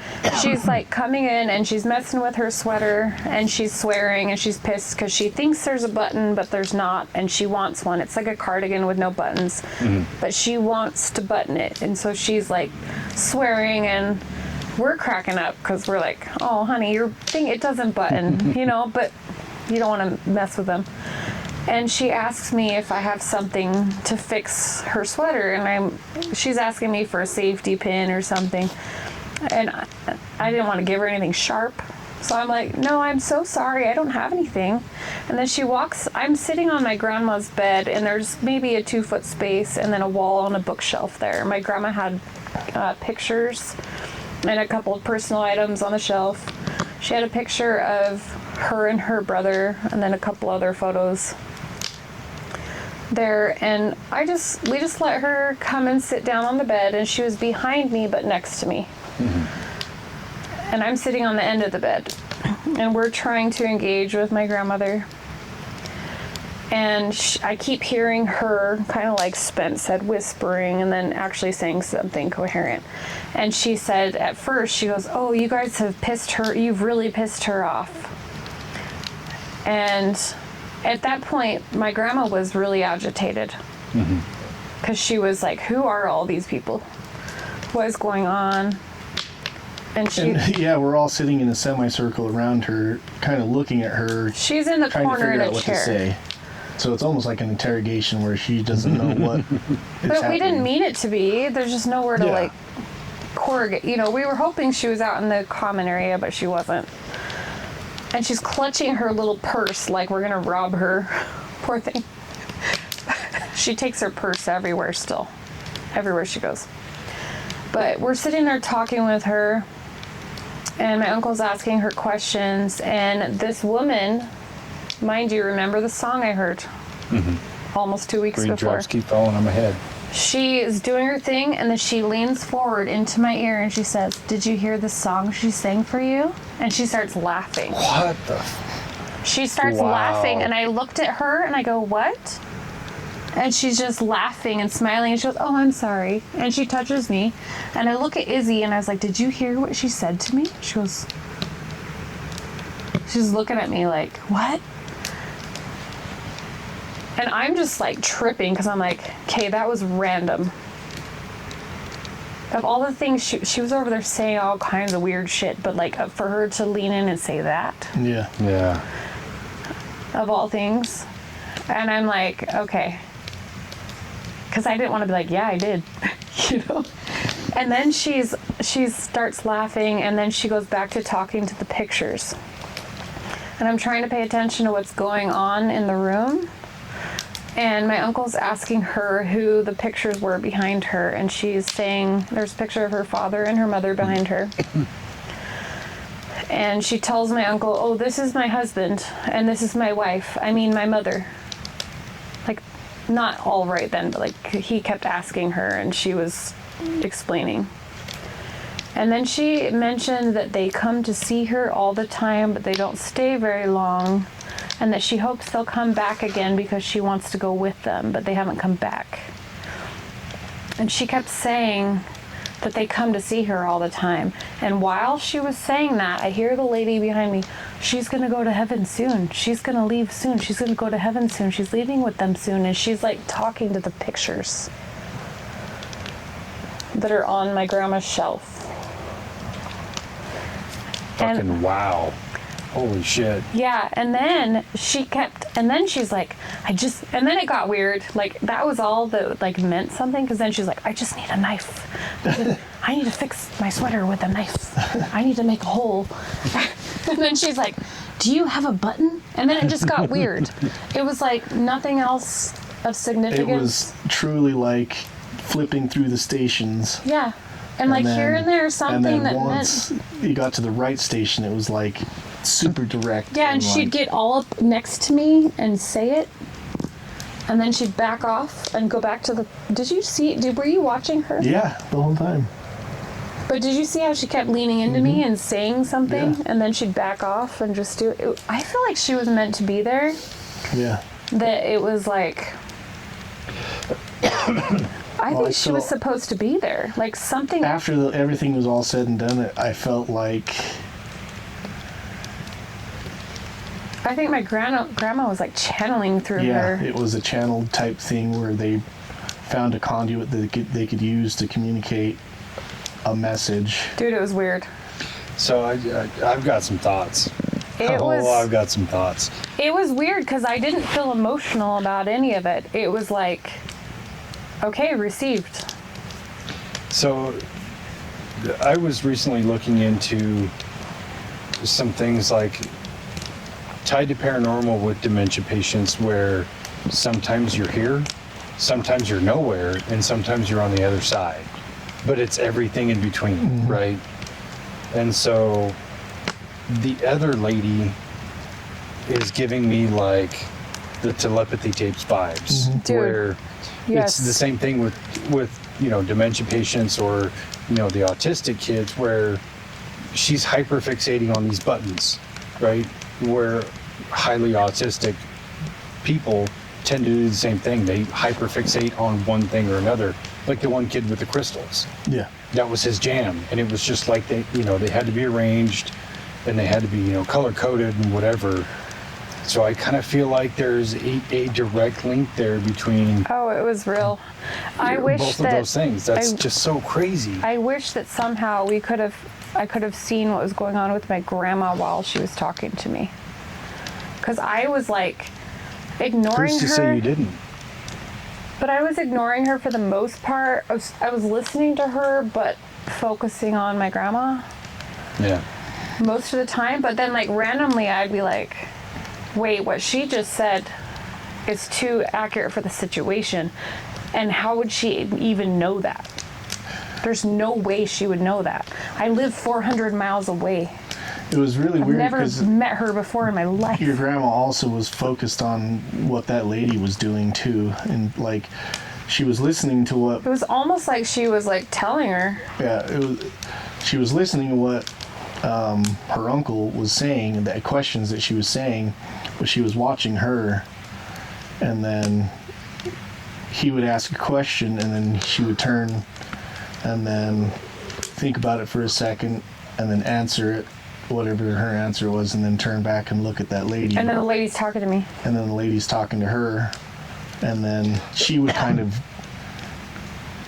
It was almost like a. When you laugh out of Nervousness. or discomfort in a situation where something is not comfortable, so you just laugh. Mm-hmm. But then she was laughing. It was really weird because it seemed like she didn't know who any of us were, but she knew who that lady was. Yeah. And so she was kind of focused on what she was doing, and then just appeasing us for a second while this other. But it lady was also doing felt like stuff. she knew that I would know. Yeah, it was really, really strange. It's such a. Like, my grandma didn't believe in any of this shit. She didn't believe in clairvoyance. But she does now. No, she didn't believe in any of this before. And it was almost like she was using something she didn't even believe in to talk to me, and that was fucking weird. But the fact that she said to me, clear as fucking day, did you hear the song she sang for you? That's random. Why would she say that? Yeah. Why would she say that? There's no other reason. There's no way she would know that. There's no way that, like, what happened 2 weeks before. I didn't even tell anyone but him that. He's the only one that knows that. See, that's what I find so interesting about it, because And I only told him because I was emotional as fuck about it. Like, we have such a narrow scope of these events of, let's say that lady asked you, did you hear the song she sang for you? Your immediate thought was probably like, did you tell her, Spence? I looked But at you you. didn't. But Even if I did, she wouldn't have remembered. No, he wouldn't even know how to tell her. yeah, that's the thing is, We can't call there. there's too many, like, the alleyways to make that happen are so narrow, it just couldn't have been done. But the fact that it still did happen shows that there's something else besides our verbal sense of communication. Yeah. The only person that knew that we were coming was her uncle. And even if he did tell her grandma that we were coming, There's no way she she wouldn't remember. She would. We went It in was there like and 30 he was like, do seconds you know and who I she's am? recycling And she was things. like, well, you look familiar, but I don't know your name. But that's her son. Yeah. But she thinks he's her husband. And then Yeah. he was like, Awkward well, for him. I'm your son. And she was like, well, what's your name? And he said, Tom, just messing with her. And then she was like, well, I thought you looked familiar, but it's been a long time since I've seen anybody. But he was And, just there 2 days before. So she turned and asked me who I was, and I was like, oh, I'm married to your granddaughter. That's me right here in this picture. And she's like, oh, well, I think I just haven't seen you guys in a long time. And then she said, and then my uncle was like, all of these people are your grandchildren and their children. And she goes, well, I haven't been keeping track of my family very good. Like, she's able to speak still in a coherent way for the most part, but Kinda. there's There's no way she could have known So that. she was just so confused the whole time we were there until we left. And we left. It was time for their dinner. And so we walked out with her, and they have this big dining room table in the middle of the commons area. There's maybe, 15... There's like 10 people. 10 women there that all are dementia Notice it was patients all women. Yeah. I think all their husbands are dead. All women. It was weird. Gotta get me out some ginkgo biloba. But like everybody is, saying goodbye to her, giving her a hug, even though she doesn't know what's going on. Like seems like she's pretending to know what's going on with, what was your name again? Oh, it's good to see you. Hug like a stranger. Hugged all the kids that way. And I was the very last person. Kara was in front of me, and as soon as she went to go hug Kara, she just like grabbed onto her tight and squoze her. And I pulled back and looked her in the eyes, and I was like, I love you. And she was just like welling up in her eyes. It was like she knew who I was for a minute. And then Really? she pulled me back in. Yeah. I think it's a weird thing. And she's like, thank you for coming to see me. I think if you've been on the other side long enough that you forget human normalities when you come back. Like with dementia patients, where I said they spend time on the other side and they come back and they forget how humans normally interact. It's kind of like when you first wake up. You're A, not sociable. You're B, your memory is not ready. It's not fully formed. Your thought process is not there. It takes time to wake up. I do feel like she looked at me like she knew me. It was like looking into her eyes before. Maybe I'm just hoping, I don't know, but it really felt real to me. I really felt like I was just telling her goodbye for the last time, and it was really emotional. And she looked at me like she knew, like, this is it. You're not going to see me again. Well, she's ready. I want her to go, like, for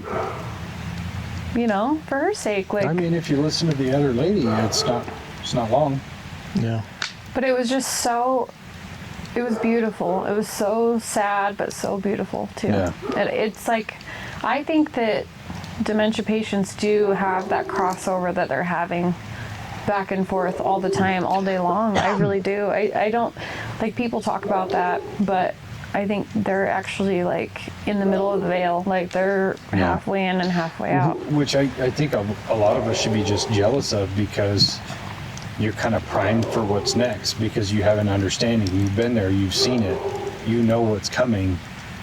So it's not like, somebody who randomly dies at 50 years old from a heart attack, like, oh shit, I'm dead. Versus people who have dementia, they've been able to communicate with passed on loved ones and things like that. Yeah, like, not gonna lie, it's mind fucking me a lot. Like, it really is. Yeah, Not I was gonna telling lie. her about, so when we were doing research for the Hans Holzer episode, there was a panel that he did. It was with him and then like 3 or 4 other psychotherapists that have worked on paranormal cases. And there was this one guy that was told a story about this family that had been experiencing paranormal activity in their house. And the son was seeing this woman, and she would come and talk to him all the time. And then the kid was talking to this lady, and he would tell the parents about all the stuff that she was telling him. After a while, the parents started seeing the lady too. Mm-hmm. They would see her in passing and stuff like that. And after a few years, they started seeing 2 little girls. And so it was always 2 little girls that would be running around playing. And so they were like, why is there so much paranormal stuff going on in this house? And so they researched it. They found out that this woman had died, but she had a sister. And so they did some research, found out that the sister was still alive, and she was like 90 years old, and she only lived like across town. And so the paranormal investigation team went over there and talked to her, and she said, oh yes, I remember living in this house. Sometimes in my dreams I go back and I play with my little sister in this house. and we interact with this little boy that's running around inside the house too.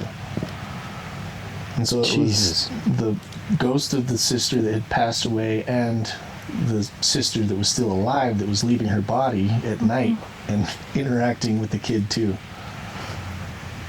I've had that experience though as well. Like, that night my dad died. I knew he was with me. I knew he was in the house, and I knew that something had happened to him. And it was really crazy. I woke up the next day and got on Facebook, and his friend was like, "No, not Dave. Dave's gone." Like, Dave's not here, man. she's like freaking out on her post, and then like a month later he came to visit us and told us he had overdosed and like he had died, and he came to us, but I knew he was there. Like I could smell his cologne. I knew he was there. Weird little things around the house looked like something he would have done. Like, It smelled like Brute and cigarettes. no, really, it was My weird. kind of guy. Brute and Pall Malls. Yeah. Oh no. But then, like, to have somebody confirm that to you, like when you, I don't know, it's weird. It's weird when not everyone has their smell. Yeah. Like, you know it's them. Like, Yeah. products they use or whatever. Well, yeah, I think a connection to that person also definitely conveys a smell, because people do have distinct smells, but you only notice it when you're connected to them. You know what I mean? Yeah. Like, Well, it's somebody that you're hugging or cuddling with, or like you are with all the Or time. even like yeah. Kara says I never stink, and it's like, dude, I stink every day. But I know his smell. Like, he doesn't stink to me. yeah. Yeah, man. That story is like, got my mind just churning. Yeah, I was telling you a What- little what, bit my grandma? about what we did over the weekend, but didn't feel like I it could was tell my you were place kind of to, like bailing it. Yeah. Like, There was some shit that happened this weekend, Oh, but thank you for being respectful. I'm not going to say anything about it. No, thank you for being respectful about that. And maybe this part needs to be cut out for a minute. But maybe not. I don't know. I think that was an amazing story. It is Like, amazing. you had me on pins and needles the whole time. Like, what I happened just next? I haven't told my family about the song. Okay. But they're not, you can go ahead. Actually, I'm going to give you permission. Go ahead and put it in. It was just too weird to not be something. I think it was beautiful. So do I. And actually, it just confirmed that I knew she was with me that whole day. Yeah. I was texting him all night, like, I can't stop crying. All of this stuff had happened today, and there was more. But, like, for that other patient to confirm to me, did you hear it? Yeah, we were initially planning to leave to go down there over our short weekend, and then we ended up postponing it to go. Well, and I thought about heading out myself alone with the kids. But I just wanted him with me. I'm like, this is going to be so hard for me. I don't want to go alone. I need him. Well, there's also a big credibility factor where you're emotionally in the situation because it's your grandma. Well, and she loves him. Like if I went without him, even though she doesn't remember us, like, you know how some people wait for others to come before they pass? Sure. I felt like if I didn't go with my entire family, and my husband included, like, she wouldn't be ready. Yeah. She loved him like her own son. Like, But I also kind of see it as Loves like him, you're loves him. emotionally invested in the situation, and he's viewing it a little bit more passively, but he's seeing all the same shit that you're seeing. And that just gives it so much more credibility and like more he credence to say this Yeah. happened. He loves and respects my grandma, but he doesn't have the same relationship I have with her. Exactly. Right. Like, I didn't have I had a really close relationship with her through childhood, and then when I was a teenager, shit got in my head with drama that was going on in the family, and I kind of distanced it. But then as an adult, I got really close with her again. So this has been really hard. Like, For this sure. is harder than I really realized. And I think she was just coming to tell me, like, hey, I'm good. Yeah. Don't worry about me. I told Spence, I felt like she was coming to tell me goodbye for now. That's the key for now. Yeah. But it was, don't get me wrong, it was hell emotional and hard for me to even get into her room the other day. Like, I walked in and I was losing it, and I had to, like, stop. Right when we walked and turned the corner, and there was this big, long hallway. And I could see her. And you could see her in her room, sitting in her rocking chair, and she, like, leaned out and looked right at us. And I turned the corner, like, right after you did, and then you flipped around, like, oh, fuck. She was looking me in my eyes, like And she from was. that distance, with all the other people who probably gone down the She hall was that day. looking at me like, I know you, and I don't know how I know you. Like, she was looking me in my eyes, and I was like, oh, God, I can't do this. God, that's such a good story. All the nurses were looking at me like, you good? I'm like, I'm not good, but I'm going. I don't know, bro. I don't know, but I love that woman, and I'm going to try as hell. Do you got a joint? I'm really going to try not to hug her. That was weird for me. Going to a woman who's always been, like, safe and wanted me to squeeze her.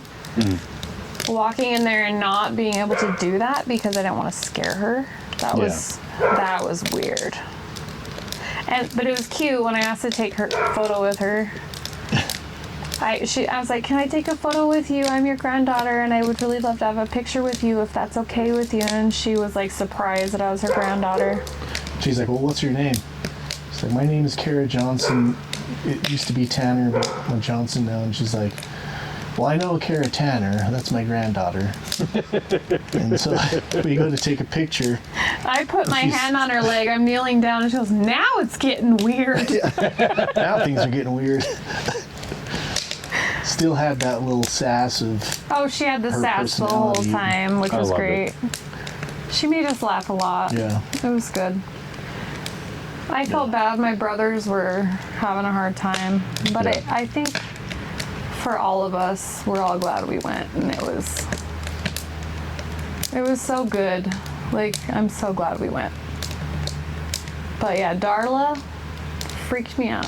Her name was Darla, the lady.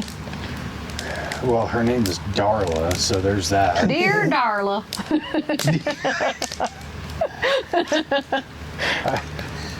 That was a good one.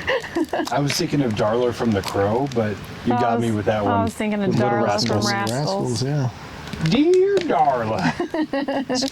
All right, so let me ask you guys one more question before we wrap it up. What's something creepy you would love to see?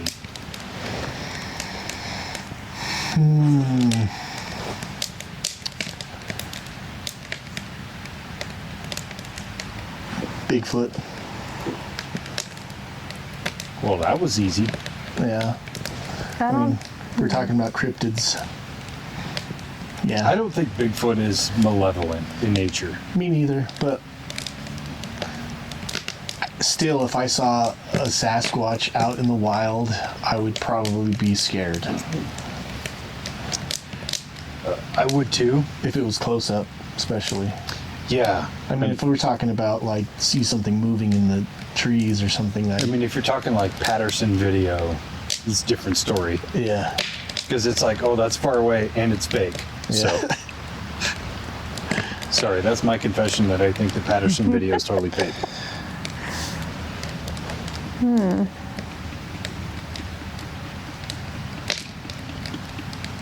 Can I go last? I don't know what I want to eat yet. It's just. That's a good one. All right, I'll go. I would like to see a full body apparition of a ghost in the daytime. I've already seen that. I mean, like a full on conversation with the ghost in the daytime. Just like what you would see in a movie, kind of thing. To where I can interact with that spirit and have a conversation, kind of thing. Because not only would it really be cool to validate, you know, like what I think about ghosts, because I would say, you know, I don't believe in ghosts, but I want to. And that's kind of the whole pursuit of the things we do, or the things we even talk about, is to try to change my perception. I don't want to be so stellar on, like, ghosts are real and I have to see one. I just think it would definitely change my perspective for the better, because I also, after the whole Hans Holzer thing, want to have the right intention towards ghosts and spirits to say, I want to help you. I want to help you move along from this world. So whatever's trapped here, if we could sit down and talk about it, maybe you'll feel better and be able to move on. Yeah, I'm in the same boat, but it's almost the opposite of I want to understand you. So can you help me? Can you help me understand? That's definitely part of it too. Yeah.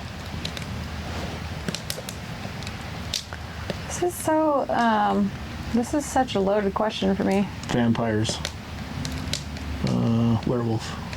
No, I don't really care about that. I think that because I kind of, I don't know, the spiritual stuff, whatever, at this point. But, it's not whatever, but I think for me, I think it would be like, probably the creatures, like the cryptids. Like, I think that, not even anyone in particular. I think maybe I'm more skeptical about that stuff, so maybe that. That's fair. Oh, fuck, I didn't even think about aliens. I really want to see an alien.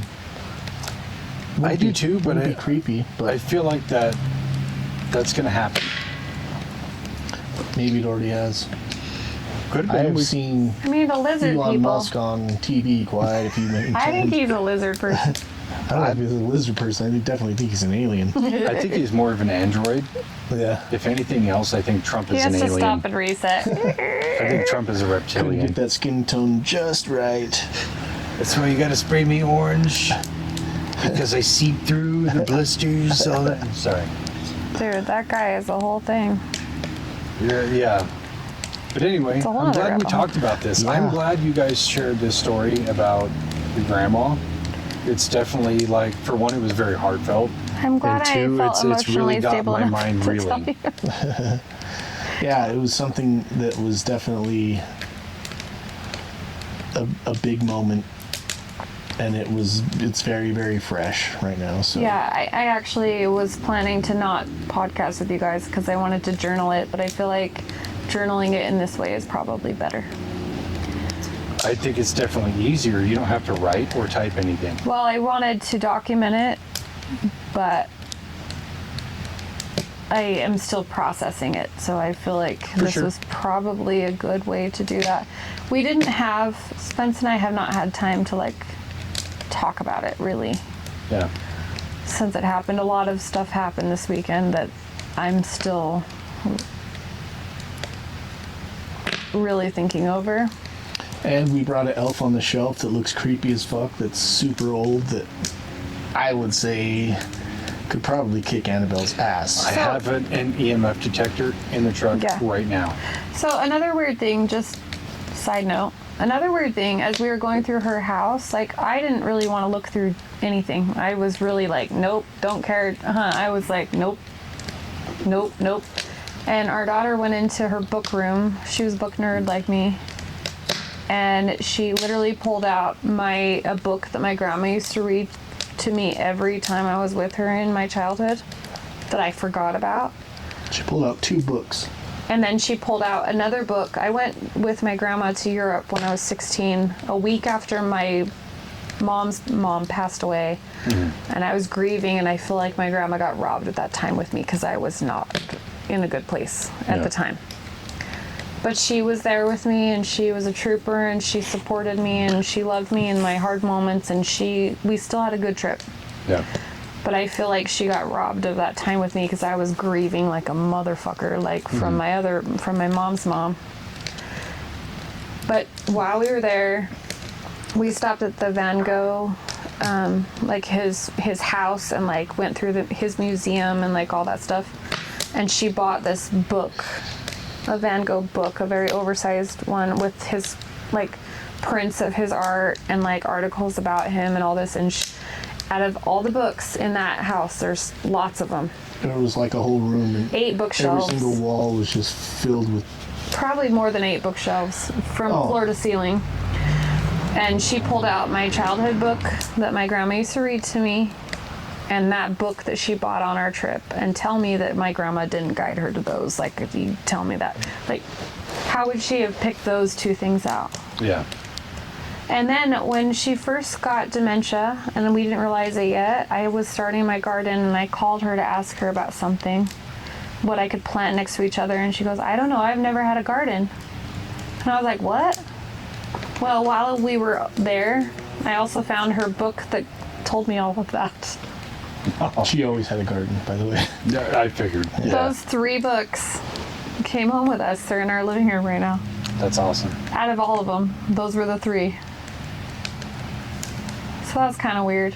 I don't think that's weird. I think that's just nature taking its course. Yeah, I think that she it's weird guided either. Iz to pick the ones that I needed to have, and then I think that's found the one of one that I those- needed. Another one of those normal things that happen in the paranormal world.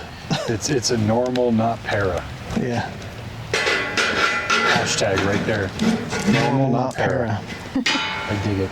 Well, let's close this one up. I want to thank you for sharing this story. Of course. That was really awesome. I hope it helps somebody. I hope it helps you most of all. Yeah. But great. That was awesome.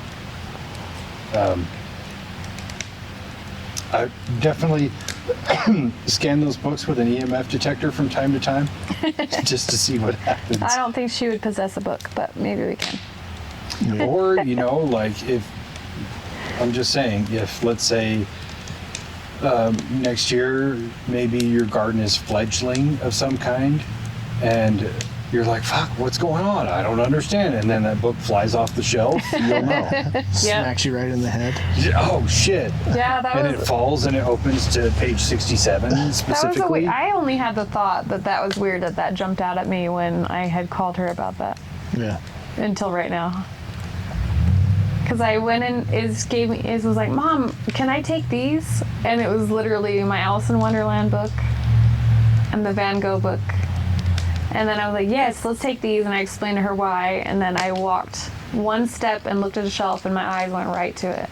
See? Well, the weird thing is that before any of that happened, I went inside there and she was looking through the books. And I was like, "Did you find anything?" And she's like, "I don't know." I was like, "Just think about this. You might be able to find a book that you can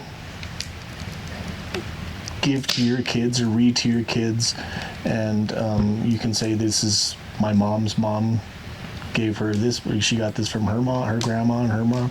You can pass it down to your I kids." was so closed off. I didn't want to look through. I didn't want to take anything. I didn't want to look through anything. I was just like, I'm not doing this. I'm not doing this right now. I'm not doing this. I was like, I'm not doing any of this. I was being an ass. And so, like, I left the room, came back, and I was just walking around the house, just talking about the dump that I just took in the bathroom. I wanted nothing to do And with then this whole Came back situation. inside the book room, and I was like, "Did you find anything?" She's like, "I got these 2 books." Nonchalant. I'm sorry, I'm struggling to get past Oh yeah. It reminds me of when we were staying at the house at Phenomicon, and she's complaining about all the farts you were letting out, and you walked into the room and you're like, "Your mom's bragging about me again, huh?" Yeah. The funny thing is like, Spence is like that. Spence is like that person when everybody's having a shitty time, like at the house the other day, and he just like makes everybody laugh, and everybody loves you. So they're like, oh, he makes us like forget that things suck right now. It's true. That's good. Everybody appreciated you blowing up the bathroom. It's fine. Well, they were talking about. So they had talked about everything that happened, and they had to have a hazmat team come in and look at the house. Okay, let's not go into all that. But I was like, Not on camera. "Dude, I gotta go to the bathroom." I was like, "Hey, is the water on in the house?" And her uncle's like, "Yeah, you can use the bathroom if you need to." I was like, "Yeah." Went in there and came back. I was like, "I'm sorry, you might have to call the hazmat team to come back to take a look at the bathroom because it's." But they were all laughing. Elation, that's the key. Yeah. I was like, "Do you have any matches or any cleaner I can just spray in the air? Because it smells like shit over there. Yeah. Oh, that's fucking funny.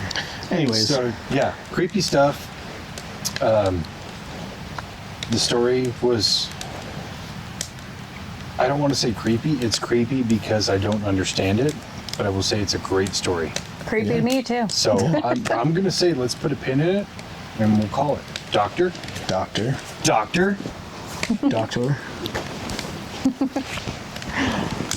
Okay, love you. Bye. Bye.